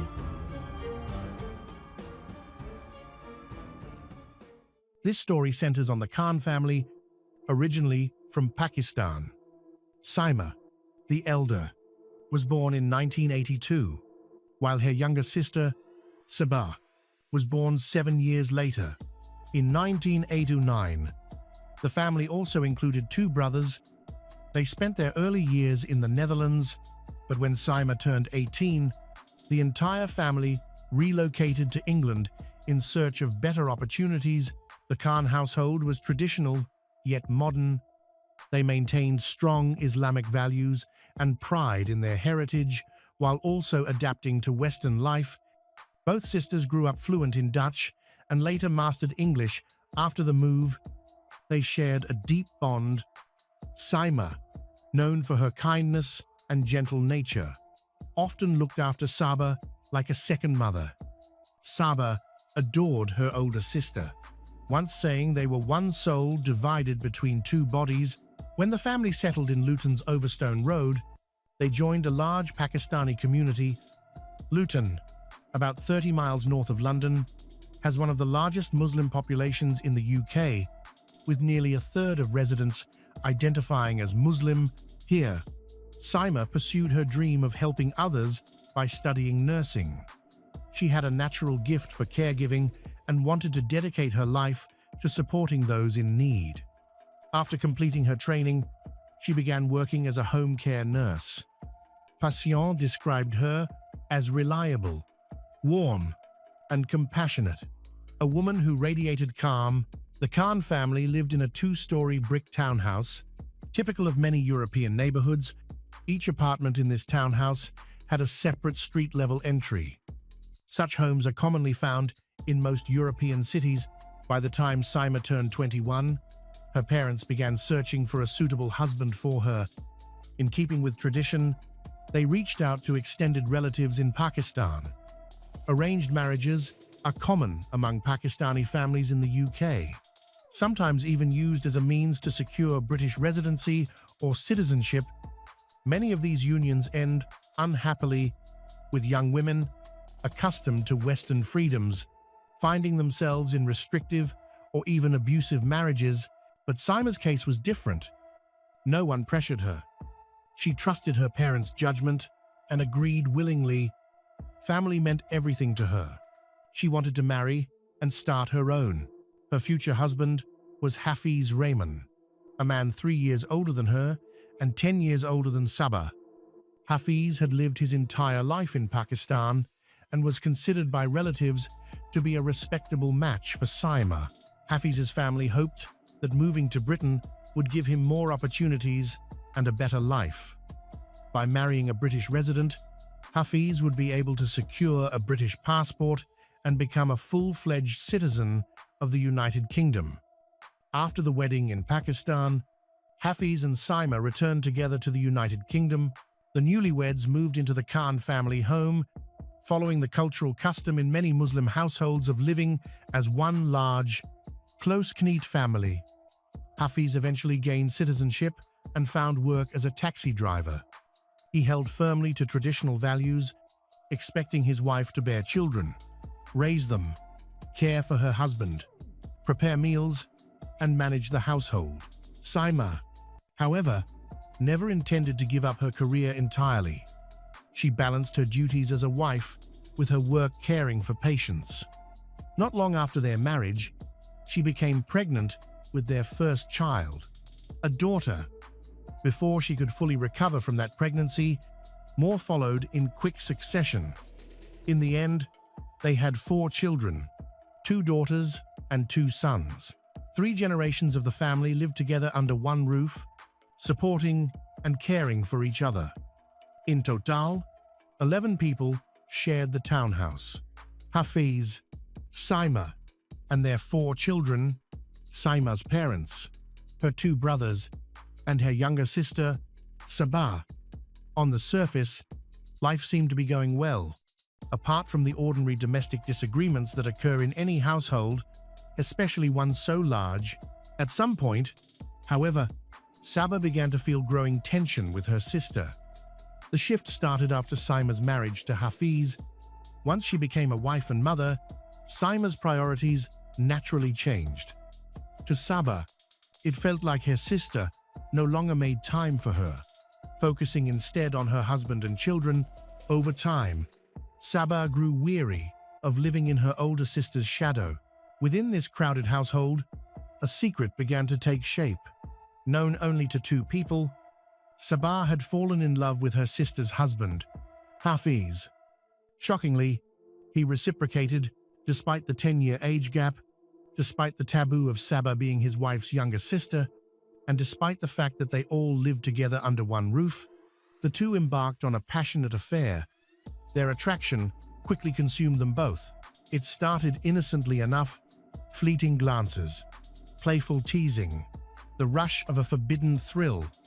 Hafiz, more experienced, recognized what lay behind the young girl's looks. In truth, he exploited her immaturity and naivety. The affair began shortly after the birth of Saima's first child. Exhausted and fully absorbed in caring for her newborn daughter, Saima didn't notice the way her younger sister was looking at her husband. At the time, the sisters still had a fairly warm relationship. Sabah even helped look after the baby, playing the role of a loving aunt, while secretly melting into the arms of her sister's husband. Whenever no one was watching, the secret relationship carried on for years. It would occasionally end, only to resume with even greater intensity as time passed. Sabah became increasingly obsessed with Hafiz. They relied on WhatsApp to communicate, the only way to conceal their affair within a household filled with family members. With each passing wave of passion, the relationship grew more volatile. As jealousy of her sister deepened, she was consumed with rage. Whenever she saw Hafiz giving Saima attention, she complained bitterly that he could message her day and night, yet could never find enough time to be alone with her. The affair was dangerously complicated. The tight-knit family, all living under one roof, turned the house into a pressure cooker, a volcano on the verge of erupting. And though the affair unfolded right under their noses, no one seemed to notice. Or perhaps they simply chose to look away, pretending nothing was wrong. Most likely, the relatives simply thought any possibility of an affair between Sabah and Hafiz was unthinkable. Their upbringing and faith didn't even allow them to imagine such a thing. Saima herself paid no attention to the strange glances between her husband and younger sister.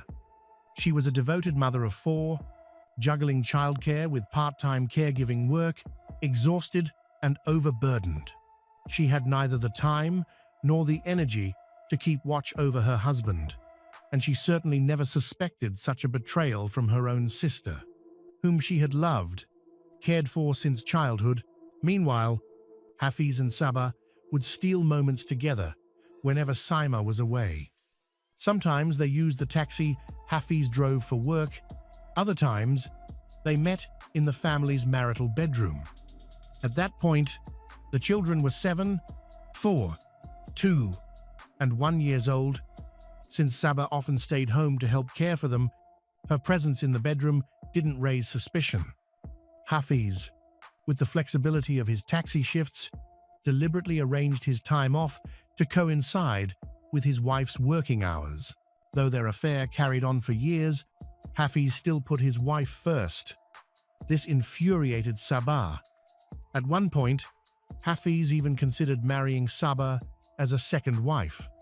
But when he consulted a local imam, he was told it was forbidden in Islam to marry two sisters at the same time. So Hafiz abandoned the idea and continued meeting Sabah in secret. For him, she became the ultimate forbidden fruit, young, naive, and forbidden by custom from having any relationship before marriage to Hafiz. This only made the affair more intoxicating.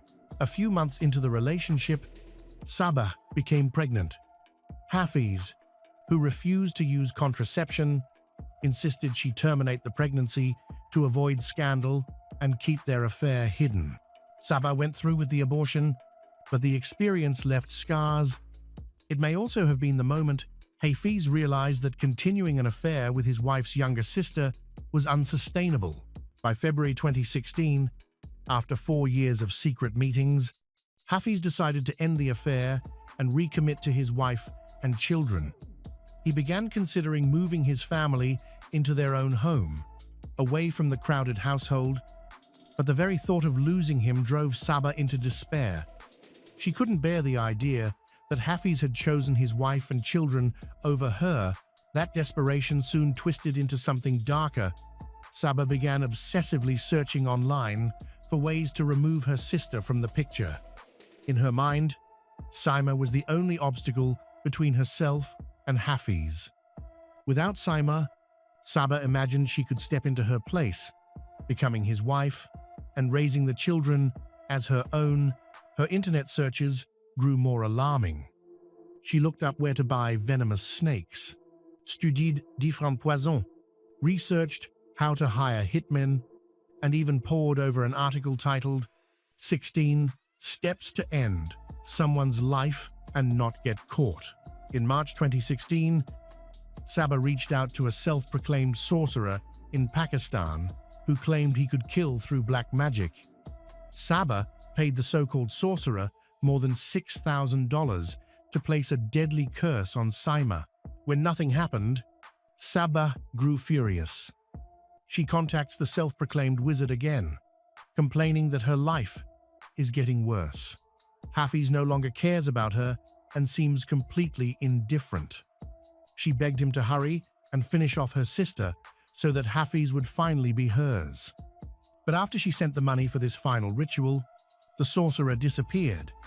He had been nothing more than an online scammer. Sabah couldn't bear the thought of losing Hafiz forever. To her, he was her soulmate, the man for whom she had broken Islamic rules, endured an abortion, and done things most women would never dare. Worse still, her parents had started pressing the issue of marriage for her. Talks had been ongoing for months, with a potential suitor already identified, but negotiations stalled because the families couldn't agree on the terms. Even so, the pressure was immense. As much as she loved Hafiz, openly defying her parents was nearly impossible. She felt trapped, beaten down by blow after blow. To make matters worse, she had to watch her sister Saima live the life everyone envied. A devoted husband, 4 beautiful children, and what looked like the perfect marriage. By contrast, Sabah was unmarried, childless, and directionless. Resentment festered, and soon her envy turned into rage. She began to blame Saima for everything that had gone wrong in her life. Those emotions drowned out any last trace of reason. For Sabah, It felt like her sister was stealing the very life she deserved. To her twisted mind, the only solution was to remove Saima from the picture once and for all. Meanwhile, Saima and Hafiz had found a new apartment across Luton where they planned to move with their children. The moving date was already set, May 25th, 2016.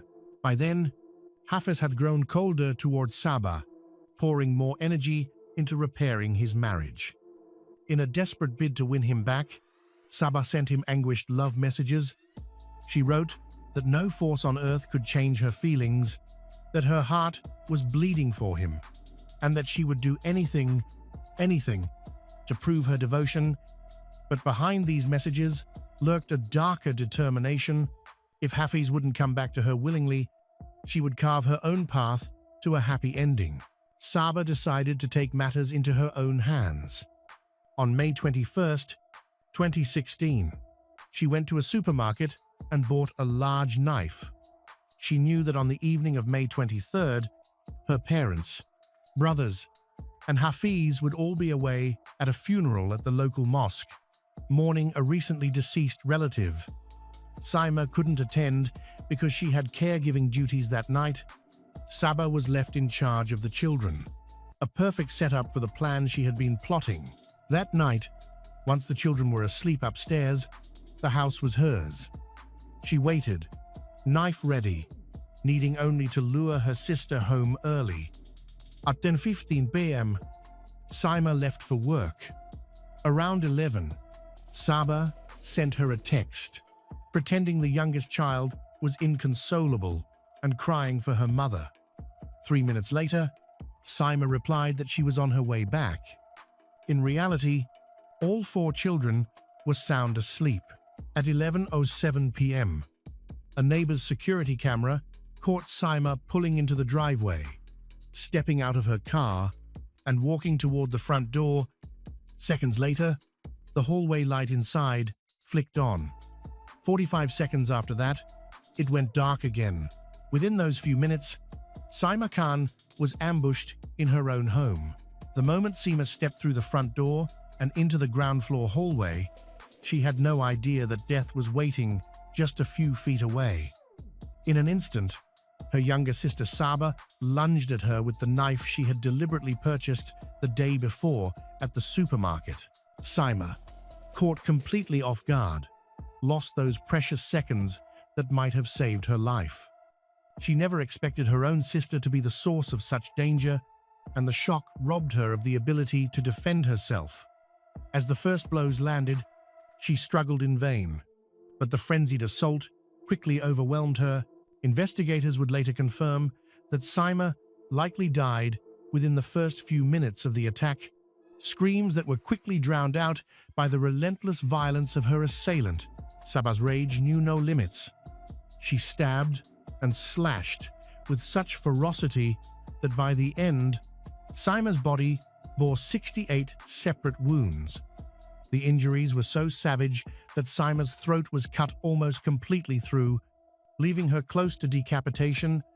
Even after her sister collapsed, Saba continued the onslaught, tearing off parts of her clothing and striking with such brutal force that one of Saima's arms was left hanging by little more than tissue and sinew. Upstairs, the eldest daughter was jolted awake. Frightened, she came to the top of the stairs and called out, asking her aunt what was happening. Sabah, in the middle of her gruesome act, snapped at the child, coldly ordering her back to bed and dismissing the horrific sounds as nothing more than her trying to catch a mouse. The little girl obeyed, unaware that her mother was being slaughtered just a few steps below. By then, Saima had lost massive amounts of blood. Several arteries in her jugular vein were severed. Her face, head, and arm were horribly mutilated. In the frenzy, Saba herself suffered a small cut, though she barely noticed. When the killing was over, she quickly moved on to the next phase of her plan, staging the crime as a robbery gone wrong. She smashed a pane of glass on the back door to make it look like an intruder had forced entry, Then she stripped off her bloodied clothing, stuffed it into a plastic bag along with the knife, Saima's phone, and some jewelry, and hid the items in her bedroom. Calmly, she showered, washing away the evidence of Saima's blood. Only after cleaning herself up did she call her parents and then dial emergency services. When her family rushed home, they were met with a nightmare. Saima lay in the hallway in a pool of blood, her life gone. The brutality of the scene shocked even the paramedics. The wounds were so severe that police initially believed the killer must have been a man. The first step for investigators was to question the only adult who had been in the house that night, Saima's younger sister, Sabahan. She recited her version of events with a calm, almost practiced tone. She explained, that evening, everyone else had been out. Her parents, brothers, and brother-in-law Hafiz had gone to a funeral at the mosque. While Saima had gone to work, Sabah had stayed behind to watch the children. She told detectives that she had put the children to bed, though the youngest had fussed a little, prompting her to message Saima and ask her to come home sooner. By the time the baby fell asleep, Sabah said she saw Saima's car pull into the driveway. Relieved, she decided to take a shower.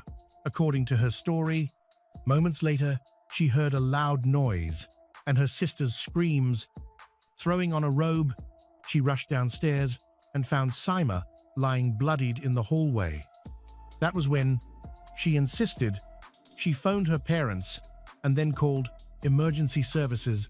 When officers asked about the cut on her hand, she claimed she had injured herself on shards of glass near the broken back door. She said she hadn't seen or heard any intruder on the surface.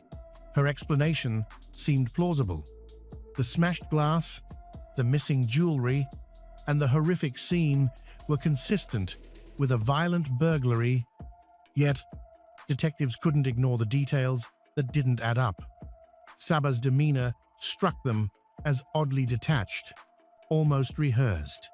Given the brutality of what had just happened, her lack of visible grief or panic raised quiet suspicions. Though investigators reminded themselves that people cope with trauma in different ways, still, one fact remained clear. This was no ordinary crime. The sheer ferocity of the attack, dozens of stab wounds, the attempt to mutilate, did not resemble a panicked burglar. It looked personal. It looked like vengeance. The entire family experienced incredible grief from losing a loved one. Hafiz was beside himself. He spoke about how their shared dream of moving into a new apartment with their 4 children had been cruelly destroyed. Both he and Saima had been counting down the days to that move, looking forward to starting a happier chapter together. Now, that future had been stolen from them forever. Relatives, friends, and even police officers pleaded with the public for any information that might help track down the killer who had ripped away the life of a devoted mother. The whole community of Luton and the surrounding areas was shaken to its core. Hafiz himself gave an emotional statement, saying their family's hearts had been torn to pieces. What he didn't know at the time was that the true motive behind Saima's murder was tied to his own secret. The autopsy results painted a horrific picture. Saima had been stabbed 68 times. Forensic experts concluded that she likely died after the first few blows, but the attacker kept plunging the knife into her body again and again. Long after death, detectives were convinced this wasn't the work of a burglar. A random intruder would never waste precious time inflicting so many wounds after the victim was already gone. This was personal. This was rage. With that in mind, detectives decided to revisit the testimony of their key witness, Sabah Khan. Sabah had been close to her sister, and investigators wanted to hear her version of events again. During questioning, Sabah told them that Saima had a dark secret, a secret lover. She even suggested that this man might have been the one to ambush and murder Saima. But instead of deflecting suspicion, her story had the opposite effect. Detectives noticed how Saba seemed almost eager to smear her sister's reputation at a time when Saima could no longer defend herself. The claim didn't sit right. Family members, neighbors, and friends had all spoken about Saima's character. They were adamant she would never cheat on Hafiz. In fact, her life revolved around her children, her husband, and her part-time job. She barely had the time, let alone the energy, to pursue an affair. Still, investigators considered every angle. Could this have been an honor killing?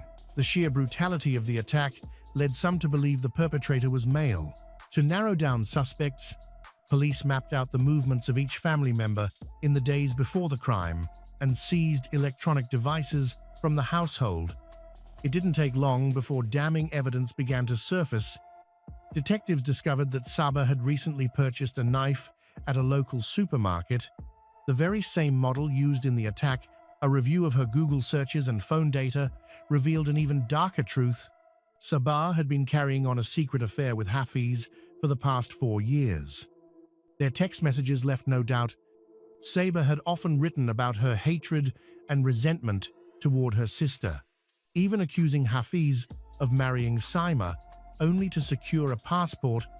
Their relationship had become so volatile that Hafiz eventually blocked her on social media. The case was unraveling quickly. On May 31, 2016, just 8 days after Saima's murder, detectives conducted a thorough search of Saba's bedroom. What they found erased any remaining doubt. Hidden inside were the pieces of jewelry supposedly stolen during the staged robbery. Even more damning, they uncovered Saima's missing phone, the blood-stained knife, and clothing Saba had worn on the night of the murder. Still soaked in Saima's blood, Saba was arrested immediately. At first, she denied having any part in Saima's death. Though she admitted to the affair with Hafiz, she tried to claim that the relationship had ended after a failed pregnancy and that she had distanced herself from him. Still, she clung to the story of a robbery gone wrong. But the irrefutable evidence found in her room made this claim difficult to support. After several rounds of interrogation, Saba finally broke down. She confessed to killing Saima. In her statement, she painted herself as a victim, saying Hafiz had manipulated her for years, even abused her physically, and that she felt trapped in a relationship with a man 10 years older, more experienced, and impossible to resist. The trial took place in October 2017, and it was there that Saba Khan finally admitted the truth.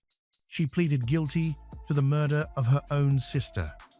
Prosecutors laid out the chilling details of her motive.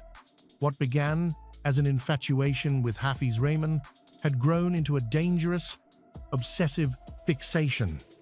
She could no longer stand the fact that Hafiz belonged to someone else. In her mind, Saima's life looked flawless.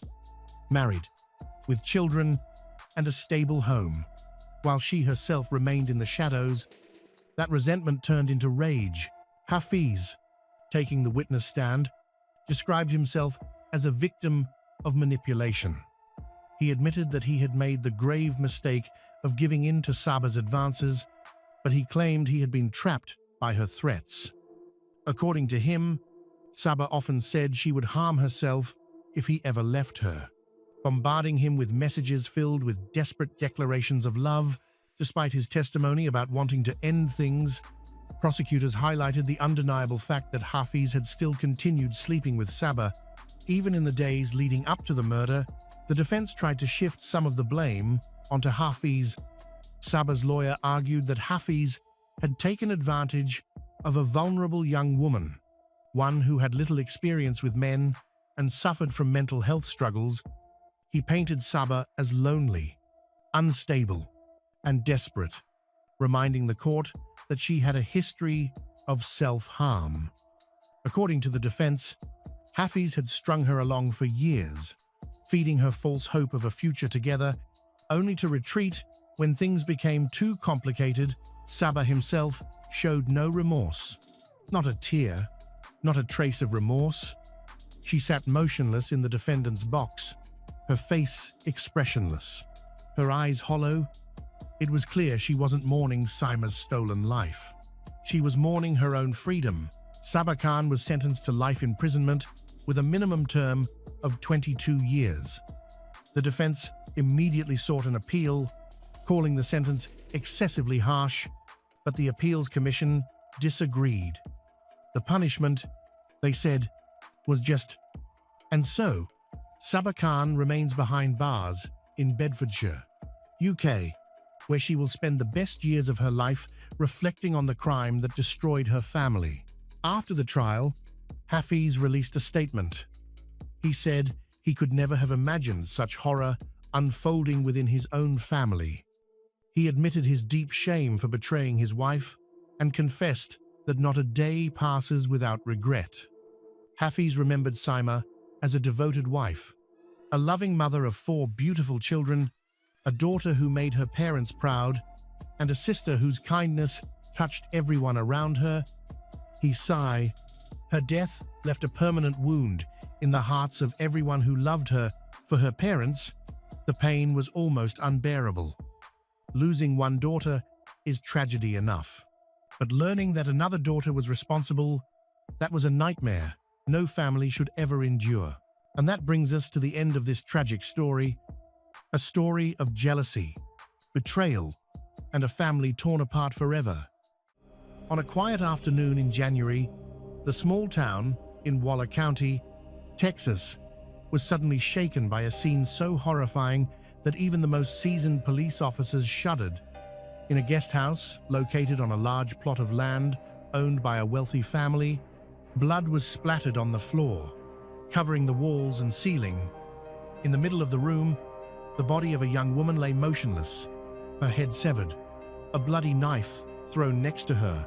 It was Angie, just 21 years old, an immigrant from Nicaragua with dreams of building a bright future in America.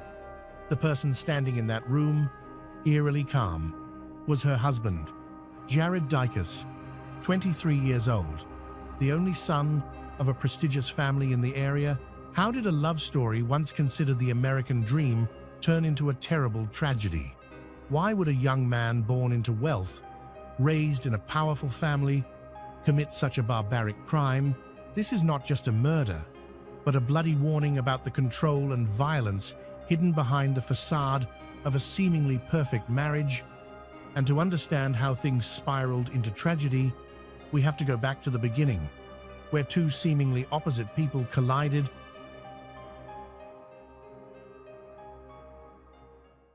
Jared Dicus was born and raised in Waller County, Texas, just over an hour's drive from Houston. His family was famous and wealthy in the area, owning a lot of real estate and land. They lived in a large house, prominent amidst the vast farms. Previously, the family had a large house and a smaller guest house, but as he grew up, the guest house was converted into his own private residence. Jared chose to live there, realizing the dream of many young Americans by not having to rent a house. He and his young wife, Angie, have lived here together. Angie was born in Nicaragua in 2001. When she grew up, she immigrated to the United States in search of a better life. Unlike Jared, her career path was initially difficult. Angie was born into a poor family. From a young age, she witnessed financial hardship. This made her hardworking and always helping her family. She is also a calm and friendly person. When she came to America, she kept a calm attitude, liked to work to support herself and help her family. Angie dreamed of building a good future. She wanted to marry an American, to settle down and receive support. With her charming appearance and sweet personality, she attracted Jared from the first meeting. At that time, she had just moved here and did not have many friends. In just a few years, Angie found a place to live and did many things at the same time. Everyone saw that she was happy with her successes.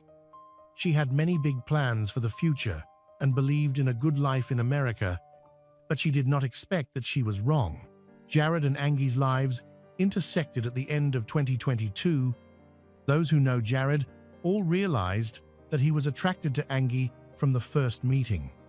He described her as an energetic and charming girl with whom he wanted to build a romantic relationship. Angie, on the other hand, had similar feelings and took the initiative to approach Jared. She saw in him the ideal future husband and father. Despite the cultural and language barriers, her English was not good. She took the initiative. Surprisingly, just a month after meeting, in October 2022, they announced their marriage. They held a small, private ceremony. At first glance, their story seemed like a dream come true for Angie. She had her own house in a small town, and it seemed that this girl from Nicaragua could build an ideal American family, have children, and develop a career. Jared had everything she needed to help her do that. Jared was the son of a wealthy family, had no money problems. He truly loved Angie. However, behind this perfect appearance, everything was not good.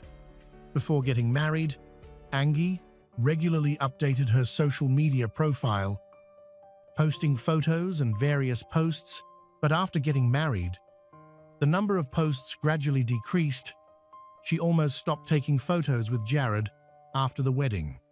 Relatives began to ask about this change, because it was unlike the active and sociable girl like Angie, but she avoided these questions. Many people suspected that Jared had forbidden her to do those things. Angie just evaded, saying that there was no violence in their relationship, but admitted that her husband had an influence on her, making her emotionally exhausted. This did not surprise anyone.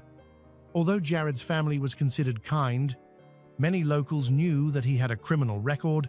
He also had problems with banned substances and alcohol. His parents knew this, but they did not tell Angie because they believed that marriage would have a positive effect on their son and that he would give up his bad habits. However, the reality was quite the opposite. Soon after the wedding, Jared began to behave worse. The community knew Jared was prone to drunkenness, using banned substances, and behaving inappropriately. He was aggressive and often in trouble with the law. His first drunk driving arrest, compounded by threats to the police, brought him to their attention.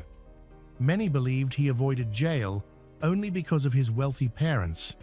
Some locals hoped Angie could help Jared change after the two got married. After the wedding, they moved into a large guest house on Jared's family land. The parents gave them the long unused guest house, hoping they would be comfortable and independent. However, this plan backfired on Angie, who became isolated instead of finding peace. Jared controlled her communication with her family, completely dominating her life with his family, rules, and habits. Angie, a resilient woman who had overcome many challenges since moving to the United States, viewed this as another obstacle. She had grown up in harsh conditions and worked hard to improve her life, initially arriving in Texas without documents, leading to constant fear of deportation to Nicaragua. Before the wedding, finding and registering for a job was difficult. Angie hoped marriage and legal status would ease her struggles, but Jared quickly exploited this vulnerability, pressuring her into submission. She feared losing everything she had worked for if she divorced him. Before meeting Jared, she had taken on numerous part-time jobs to make ends meet. After the wedding, she continued this relentless work ethic, waking before dawn to work at a local gym and then working at a fast food restaurant until late. Marriage did not bring the ease she had hoped for. She still had to work constantly. However, after the wedding, some jobs became irrelevant. She had to look for new part-time jobs, while Jared remained mostly unemployed. He found occasional work, but rarely stayed longer than a month. The small town likely contributed to his difficulties. Everyone knew of Jared's troubled past, making it hard for him to find steady employment. Some believed he was struggling to find his place, while others saw him as exploiting his parents' wealth. He could be charming when he wanted to be, However, this charm faded after marrying Angie, revealing his impulsiveness, insecurity, and anger. Angie was unaware of Jared's persistent behavioral problems until they became apparent after they were married. Within the first month, things changed. Angie began to withdraw from her friends and loved ones. Co-workers noticed her shift from cheerful to depressed, often seeing her crying in secret. She started wearing long sleeves, even in hot weather, as if hiding something. The situation was further complicated by the language barrier. Jared didn't speak Spanish, and Angie's English was limited. Eventually, her inner circle realized that Jared had become her de facto translator, her only link to the outside world, a role he manipulated for his own benefit. He began to control and dominate her. Even as his banned substance use increased, he would leave home and return late at night. Neighbors began to hear their loud arguments and screaming. In public, Angie acted as if everything was fine. She didn't share her problems, kept working hard, and avoided discussing her family life. Many people suspect she was abused both physically and mentally, but she has never confirmed it. She often showed her forearms without bruises, despite wearing long sleeves. She explained her new preference for modest clothing as a response to her husband's jealousy. He didn't want other men looking at her. In late 2022, 3 months after their marriage, those close to Angie and Jared sensed deep tension. The honeymoon ended quickly.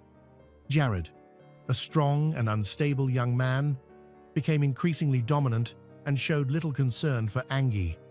She struggled to talk about her problems due to a language barrier and her husband's strict control. She had no family in the U.S. to rely on.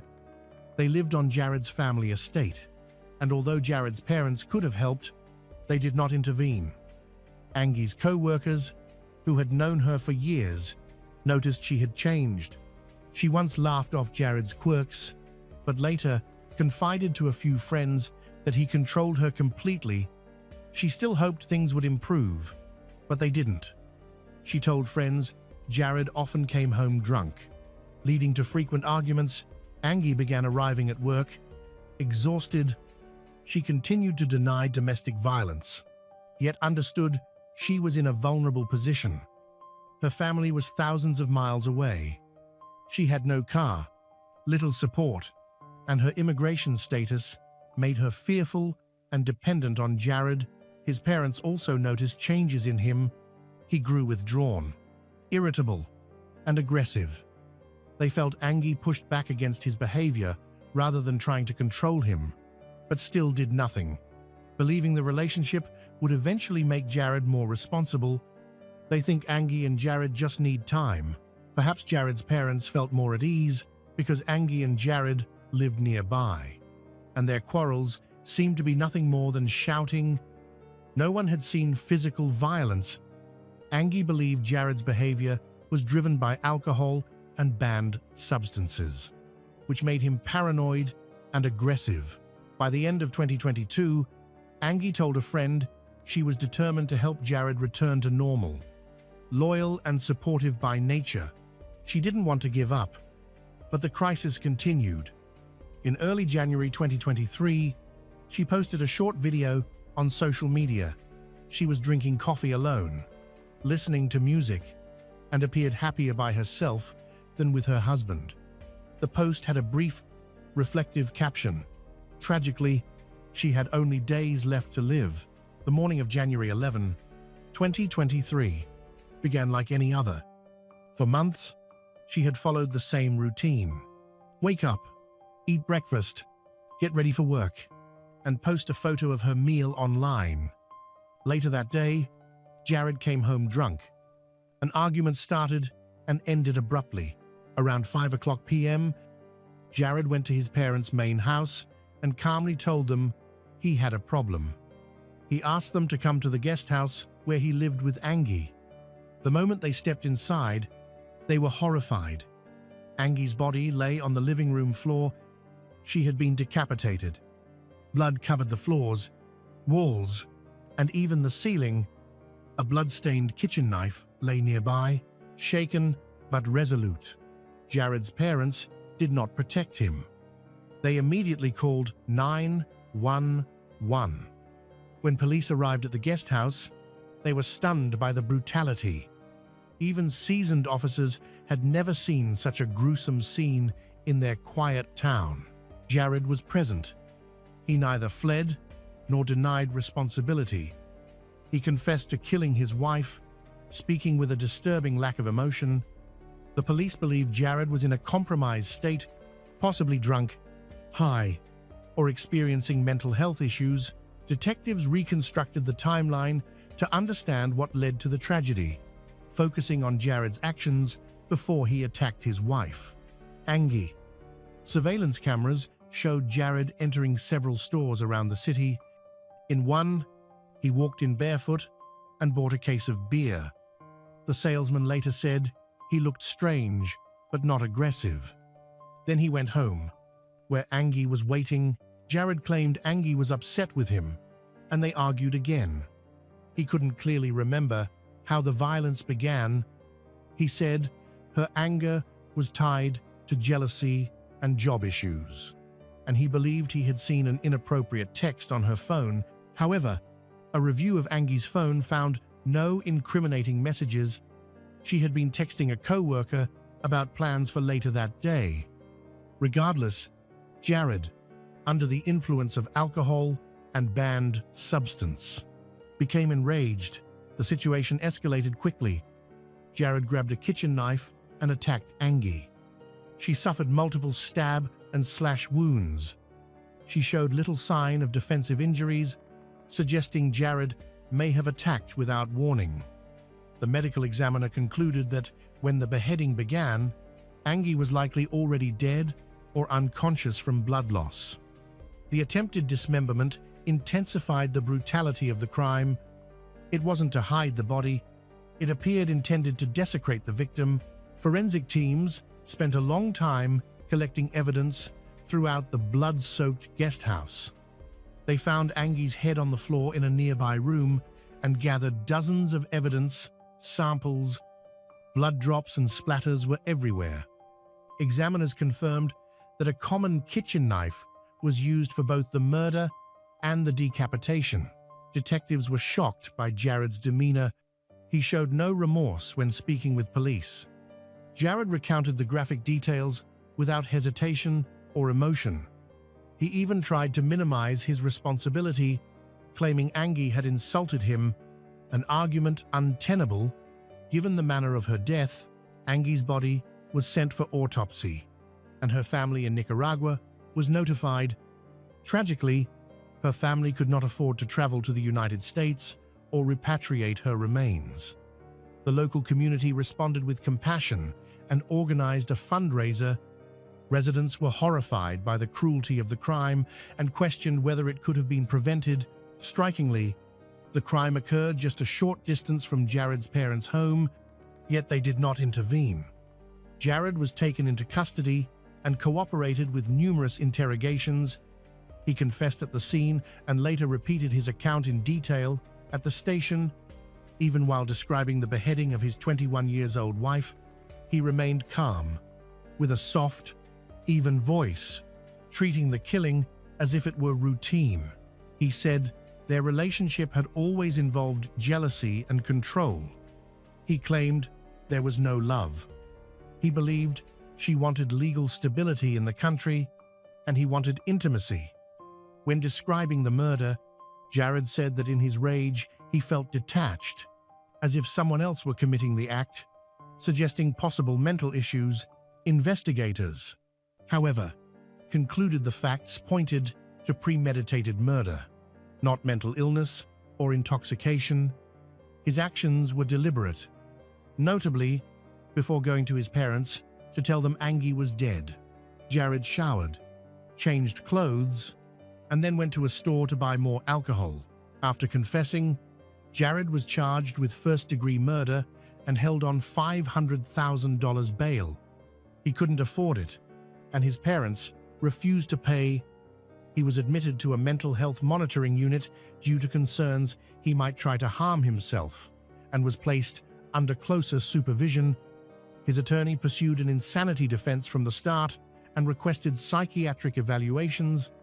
While Jared awaited trial, multiple assessments of his mental state were conducted. Preliminary hearings were set for early 2024. Prosecutors argued Jared was competent to stand trial, while the defense sought independent evaluations.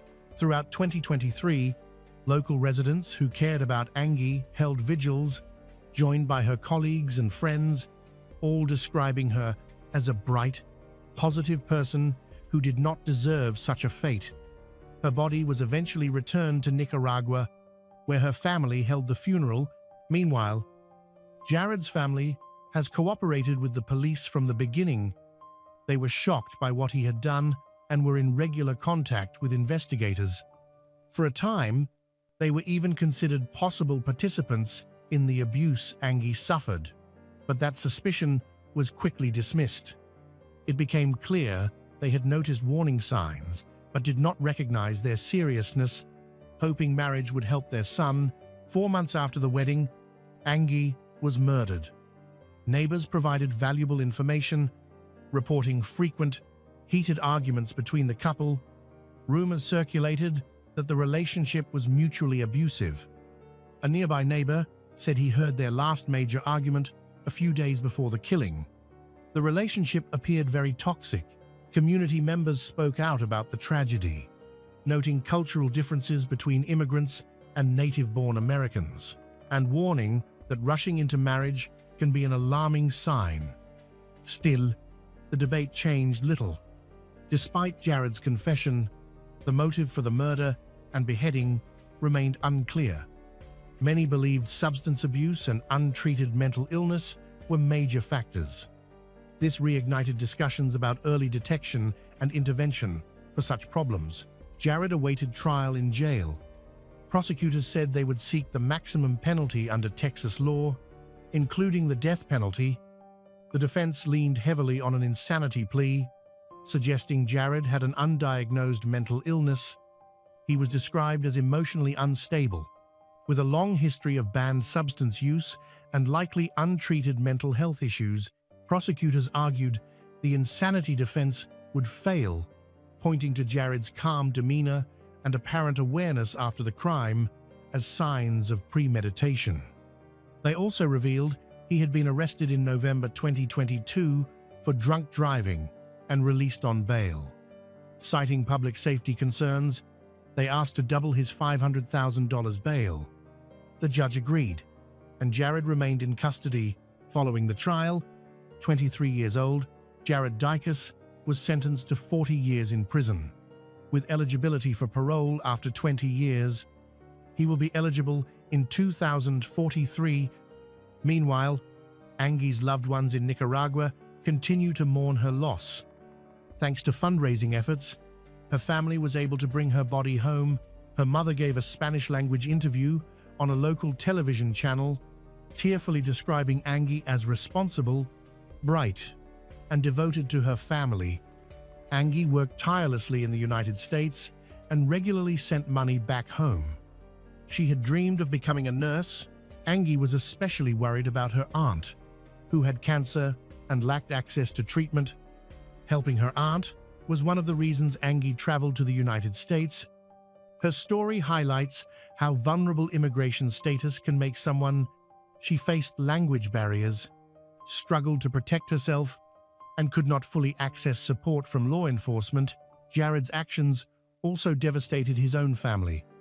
His parents were accused of neglect and indifference, but they insisted they never imagined their son could commit what they call the most brutal crime in Waller County's history.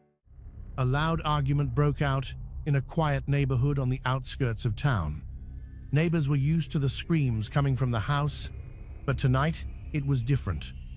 The sounds of screaming, banging, and muffled sobbing grew louder, as if signaling something was about to go too far. Then, just a few minutes later, a call came through the emergency line. The voice on the other end was shaky and broken. as if the caller was in a state of confusion and despair. It was the beginning of one of the most controversial cases the town of Dubuque had ever seen.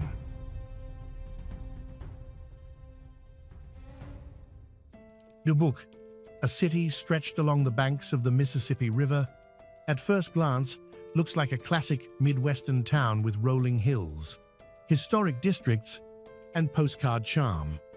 But beneath that surface lies a complicated history. For decades, Dubuque was known as a stronghold of a notorious hate group with deep roots in the region. In the 1922, the group was highly influential, organizing rallies, pressuring local officials, and gaining open support from many white residents. This troubling legacy left scars on the city's social fabric. Entire neighborhoods were divided along racial lines. African American families were pushed into specific areas, and for years, schools and jobs remained largely inaccessible to minorities. Even into the late 20th century, federal reports listed Dubuque as one of the least welcoming places in the country for Black Americans. During the 1982 and 1990s, tensions flared again. Threatening graffiti appeared, homes were targeted with arson, and city leaders were forced to roll out anti-discrimination programs. Still, even in the 21st century, hostility lingered. From street-level aggression to inflammatory posts online, the contrast between Dubuque's picturesque image and its deeper social struggles has always been striking. On one side, historic churches, a respected university, and breathtaking views of the Mississippi. On the other, a legacy of racial intolerance, social friction, and long-standing mistrust between communities. It was in this atmosphere of prejudice and unspoken conflict that a story unfolded, one that would soon draw national attention. Fontainebleau grew up in Dubuque in a well-regarded family, was known from a young age for his love of sports and natural social charisma. His confidence and charm made him a popular figure among his friends throughout high school and into college. Samantha Link's story was different. Raised in a household that valued hard work, discipline, she turned to athletics early on, pushing herself to prove her strength and determination. In her teens, she was diagnosed with mental health conditions that required ongoing medical supervision and daily medication. While the treatments helped her maintain balance, they also caused mood swings, occasional irritability. She had also endured difficult past relationships marked by control and emotional pressure. That history left deep scars, a fear of losing control, a constant need for reassurance. Outwardly, though, Samantha appeared energetic, someone with clear goals and the willpower to chase them. They first met at a party hosted by their mutual friend Cassie. The night was filled with music and laughter, a seemingly ordinary gathering that turned into a pivotal moment. Fonte was in his element, cracking jokes, drawing people in with his charm. Samantha watched him with a mix of caution and curiosity. When they finally spoke, it quickly became clear they shared similar interests and values. It was obvious something was sparking between them. Within days, casual texts and evening walks blossomed into something more serious. Before long, they decided to move in together. Their friends were surprised at how quickly things escalated. It was as if they had skipped the getting-to-know-you stage entirely and jumped straight into a full-blown commitment. But under one roof, their differences became hard to ignore. Samantha craved stability and a calm home environment where her emotional well-being was prioritized. Fonte, however, clung to his familiar lifestyle, late nights, parties, and constant outings with friends. What felt like neglect to her seemed completely normal to him. Initially, their differences seemed like complementary opposites, creating a fragile sense of balance. However, as time passed, their different needs created problems in the relationship. Their contrasting ideas about what a partnership meant slowly damaged their connection. To outsiders, they still looked like the picture-perfect couple. Fonte, the charismatic figure who drew attention everywhere he went, and Samantha, the quiet, grounding presence at his side.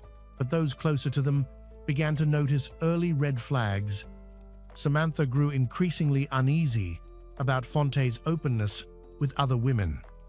He, in turn, brushed off her concerns with laughter, dismissing them as jealousy, which only deepened her distrust. On the surface, their relationship remained intact. They still talked about the future, stood by each other during difficult times, and tried to maintain closeness. But beneath that facade, tension was quietly building. For Samantha, being with Fonte meant a chance at stability, a reliable partner she could depend on. For him, it was more about excitement, attention, and connection. These mismatched intentions became increasingly obvious to those around them. The strain soon began to take its toll. Samantha's life was tightly bound to her medication schedule and regular medical checkups.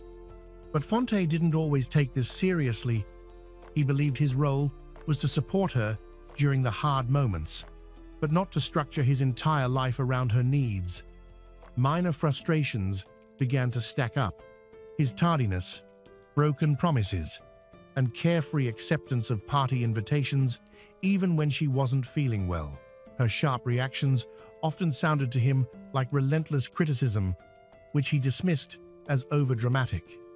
She asked more frequently about their future, hoping for reassurance. While he deflected, unwilling to commit to specifics, her anxiety grew, and with it, his irritation. Still, the bond between them didn't disappear. This push and pull, deep attachment, mixed with rising frustration, became the defining pattern of their relationship. After yet another heated argument, Samantha left to stay with her mother, hoping distance would give her clarity. Eventually, though, they agreed to return home together. The car ride back was suffocating, long stretches of silence broken by bursts of blame. Neither wanted to be the first to back down. For Fonte, this reconciliation felt like a crossroads. He was beginning to realize the relationship had reached its breaking point. Samantha, on the other hand, couldn't hide her anger and pressed him relentlessly, escalating every conversation. Back at the house, peace was short-lived. Within hours, another argument erupted. Samantha demanded proof of his commitment, pleading for reassurance that he was serious about a long-term future. Fonte answered with cold detachment, saying her expectations were unrealistic and that he felt trapped by her demands. Soon after, he made a decision. Ending the relationship was, in his mind, the only way to escape the emotional weight pressing down on him. He told her directly he no longer saw a future for them. For Samantha, the breakup was devastating. She had built her stability around him and wasn't ready to let go. As emotions spiraled, a new blow landed. A video posted by Fonte, speaking directly to his audience. He made remarks that could easily be interpreted as thinly veiled references to their problems. To Samantha, it felt like mockery, his way of dismissing her and airing their struggles in public. For her, it was undeniable proof he had no intention of reconciling. What began as emotional strain quickly escalated into confrontation. During one heated dispute, Fonte reportedly told Samantha he wanted her out of the house, that her presence had become unbearable. This wasn't just a moment of anger. That moment marked a critical tipping point. With his video circulating and their fights intensifying, the fragile balance between them was about to shatter. Later, Fonte claimed that after their heated argument, Samantha, overwhelmed and emotionally unstable, impulsively grabbed a kitchen knife and injured herself. He insisted it was an act of self-harm, not violence from him. According to his account, he even tried to stop her but failed. But the scene first responders encountered told a very different story. Paramedics arrived to find Samantha lifeless on the kitchen floor, bearing 3 stab wounds to vital areas. The placement of her body and the nature of the wounds simply did not align with Fonte's version. While medics worked desperately to save her, officers observed Fonte closely. What they saw was not shock or grief, but hostility. Witnesses later recalled him shouting at police, arguing with them, and displaying aggressive, confrontational behavior. To officers, it was a clear signal this was no mere domestic dispute. It was something far more serious. Once in custody, Fonte's statements immediately raised red flags. When pressed for details about the timing of events and his exact actions, his answers were vague, inconsistent, and often shifted under scrutiny. Detectives quickly suspected he was concealing the truth. Then came the most damning discovery: his phone. A recording captured just before the incident revealed a tense atmosphere filled with threats and aggression from Fonte. Far from calm or composed, his voice dripped with hostility. The tone of the video stood in stark contrast to his claim that he had only tried to protect Samantha, shredding his credibility. Text messages recovered from the device added another layer. They showed days of heated arguments, accusations, and emotional tension. The incident was clearly the culmination of ongoing turmoil. Medical examiners reinforced this conclusion. They determined Samantha's injuries were consistent with a violent struggle, not self-inflicted wounds. The angle, depth, and force of the stabs made the prospect of self-harm virtually impossible. Investigators gathered more evidence from neighbors and nearby security cameras. Multiple residents reported hearing terrified screams that night. Every new piece of testimony pointed away from self-harm and toward a brutal confrontation. Fonte's explanation now looked less like truth and more like a hastily constructed defense. From the very beginning, Samantha's family had voiced their doubts. They told investigators she had never expressed self-harm thoughts and was focused on her future. Her mother, especially, emphasized that Samantha had plans, goals, and no history of impulsive self-harm. Their testimony directly contradicted Fonte's attempt to paint her as unstable. As the investigation deepened, public reaction intensified. Local media covered the story closely, and on social media, outrage spread rapidly.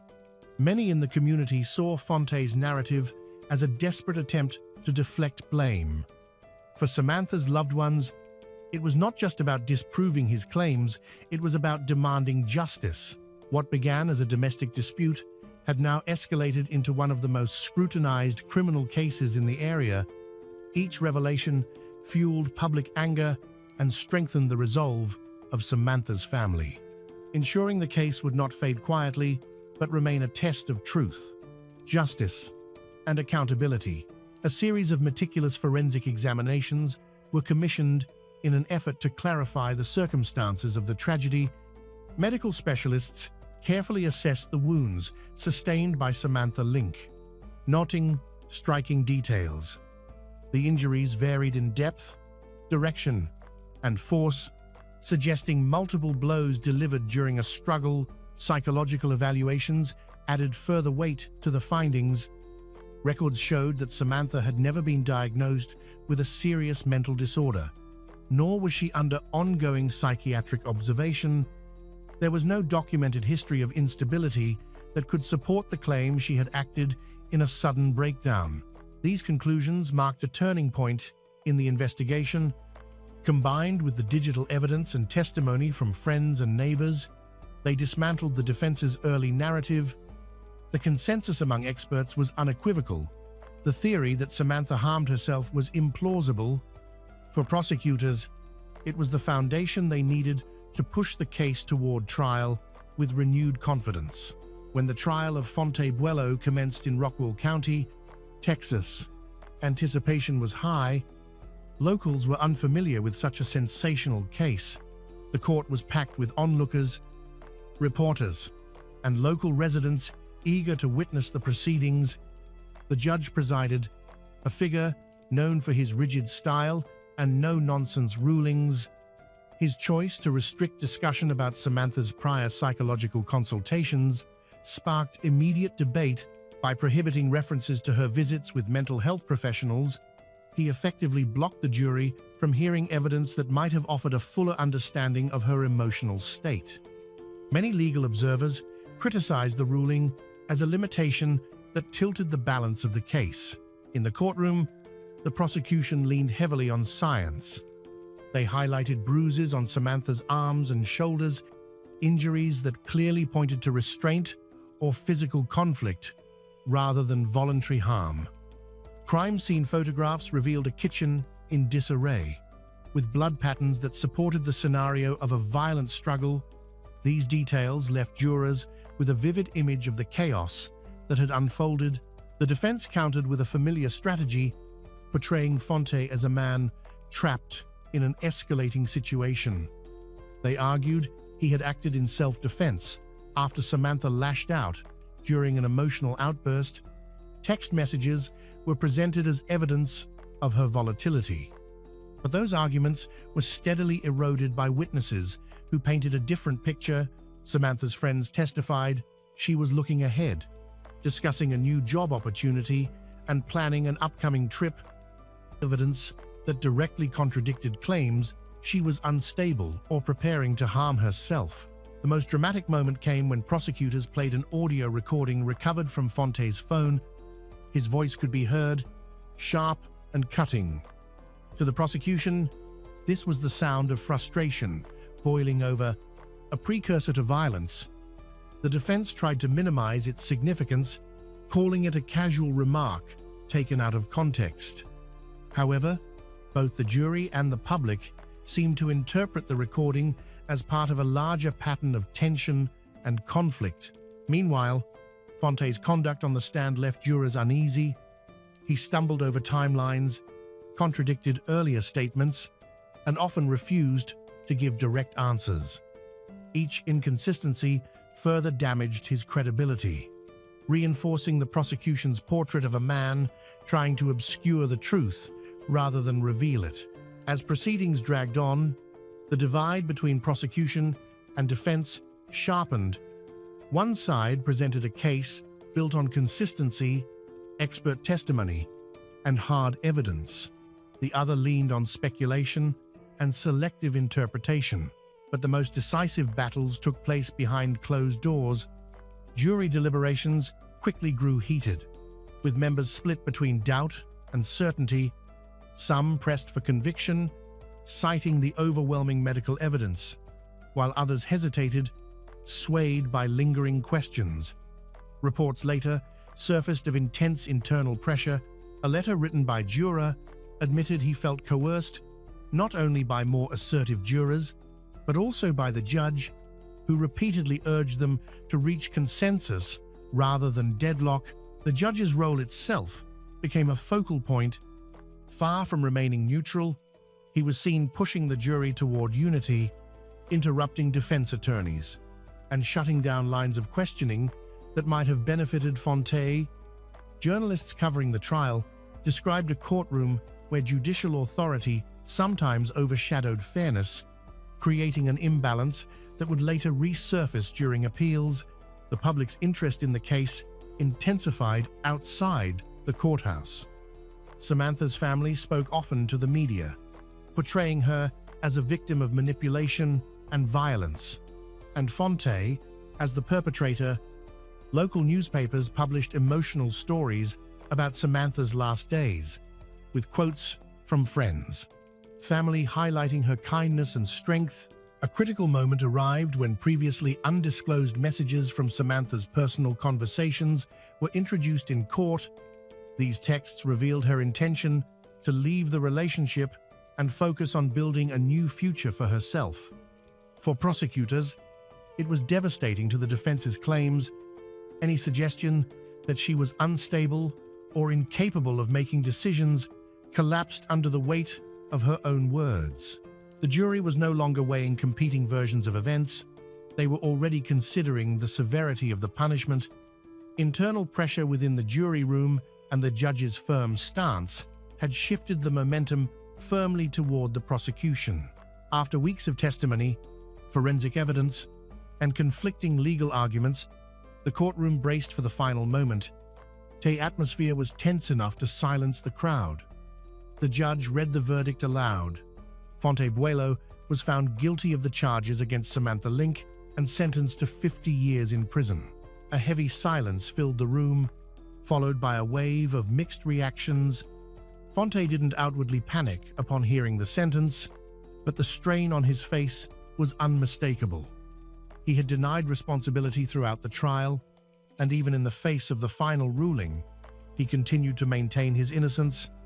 His immediate response was to announce plans to appeal the decision, claiming that the evidence had been misinterpreted and that the full context of that night had not been fairly considered. Samantha's family was visibly relieved by the verdict. They felt justice had been served, though they still grieved an irreplaceable loss. Family members in the courtroom cried openly, thanked the prosecutors and the court, expressing that the verdict brought them a long-awaited sense of closure. Public reaction, however, was far more divided. Many believed the sentence was just and reflected the strength of the evidence presented. Others questioned the fairness of the trial, arguing that media pressure and courtroom imbalances had stacked the odds against Fontaine from the beginning. His supporters pointed to specific grievances, such as the controversial removal of a juror and restrictions imposed on defense, claiming the process was tainted and should have been declared a mistrial. In the weeks following sentencing, the community itself split into camps. Some viewed Fontaine as a manipulative offender who had finally been held accountable. Others saw him as a man condemned by a system, eager for a conviction. Advocacy groups began forming, calling for a review of the case, while counter-voices argued that the evidence was overwhelming and that reopening the matter would only prolong the suffering of Samantha's family. Rather than closing the book, the verdict ignited a fresh round of debate. To his critics, Fontaine embodied cold-blooded violence. To his supporters, he was another casualty of a flawed judicial system. His attorneys moved quickly, filing notices of appeal and alleging serious procedural missteps. They argued that video footage used in court had been stripped of context, twisting casual remarks into sinister threats. They also claimed investigators had targeted Fontaine as the prime suspect from the beginning, refusing to explore other possibilities. The appeals court agreed to review the case, but the process promised to be long and arduous. Meanwhile, Fontaine remained behind bars, his supporters organizing rallies and online campaigns in his name. To some, it was a fight for justice. To others, it was nothing more than a desperate attempt to rewrite a verdict that had already been decided. As preparations for the appeal advanced, the defense team brought in independent experts to bolster their version of events. Forensic psychologists and criminal investigators were introduced, some of whom argued that, under extreme emotional distress, the wounds on Samantha's body could be interpreted as self-inflicted. Another specialist pointed out that there were no direct eyewitnesses to the fatal altercation, suggesting the jury had relied heavily on circumstantial evidence. The prosecution quickly countered with its own battery of experts. They emphasized the directionality of blood spatter, the precise angles of the wounds, and the position of Samantha's body in the kitchen, all details that strongly indicated the injuries had been inflicted by someone else. Meanwhile, the media shifted its focus beyond the courtroom, digging into the couple's personal history. Old social media posts resurfaced. Friends and co-workers were interviewed, and new details began to circulate. Some accounts portrayed Samantha as someone who had voiced repeated concerns about Fontaine's temper and controlling behavior. Others painted a different picture, describing her as impulsive and occasionally volatile during moments of stress. The result was a battle of interpretations, not just between lawyers, but also among experts, journalists, and the public. Some professionals argued that the case had leaned too heavily on inference and lacked a definitive smoking gun. Others maintained that the convergence of evidence, from forensic findings to text messages, made the guilty verdict both justified and necessary. This division transformed the trial into more than just a legal proceeding. It became a cultural flashpoint. Talk shows debated it nightly, editorials dissected every new revelation, and online forums buzzed with arguments from both sides. By now, the case had transcended the courtroom. Investigative journalists kept the story alive with follow-up reports, some uncovering financial disputes related to Samantha's estate, others highlighting conflicts within her family. Social media intensified the polarization, with advocacy groups springing up in support of Fonte, convinced he was the victim of a miscarriage of justice, while opposing groups rallied to defend the verdict as a long-overdue act of accountability. In the end, the saga of Fonte and Samantha became more than the tragic story of two people. It stood as one of the most polarizing legal battles of its time, a case that revealed cracks in the justice system, stirred debates within professional circles, and split public opinion down the middle. Long after the courtroom lights dimmed, the case remained etched into collective memory, both as a cautionary tale and as a cultural mirror reflecting society's deepest divisions.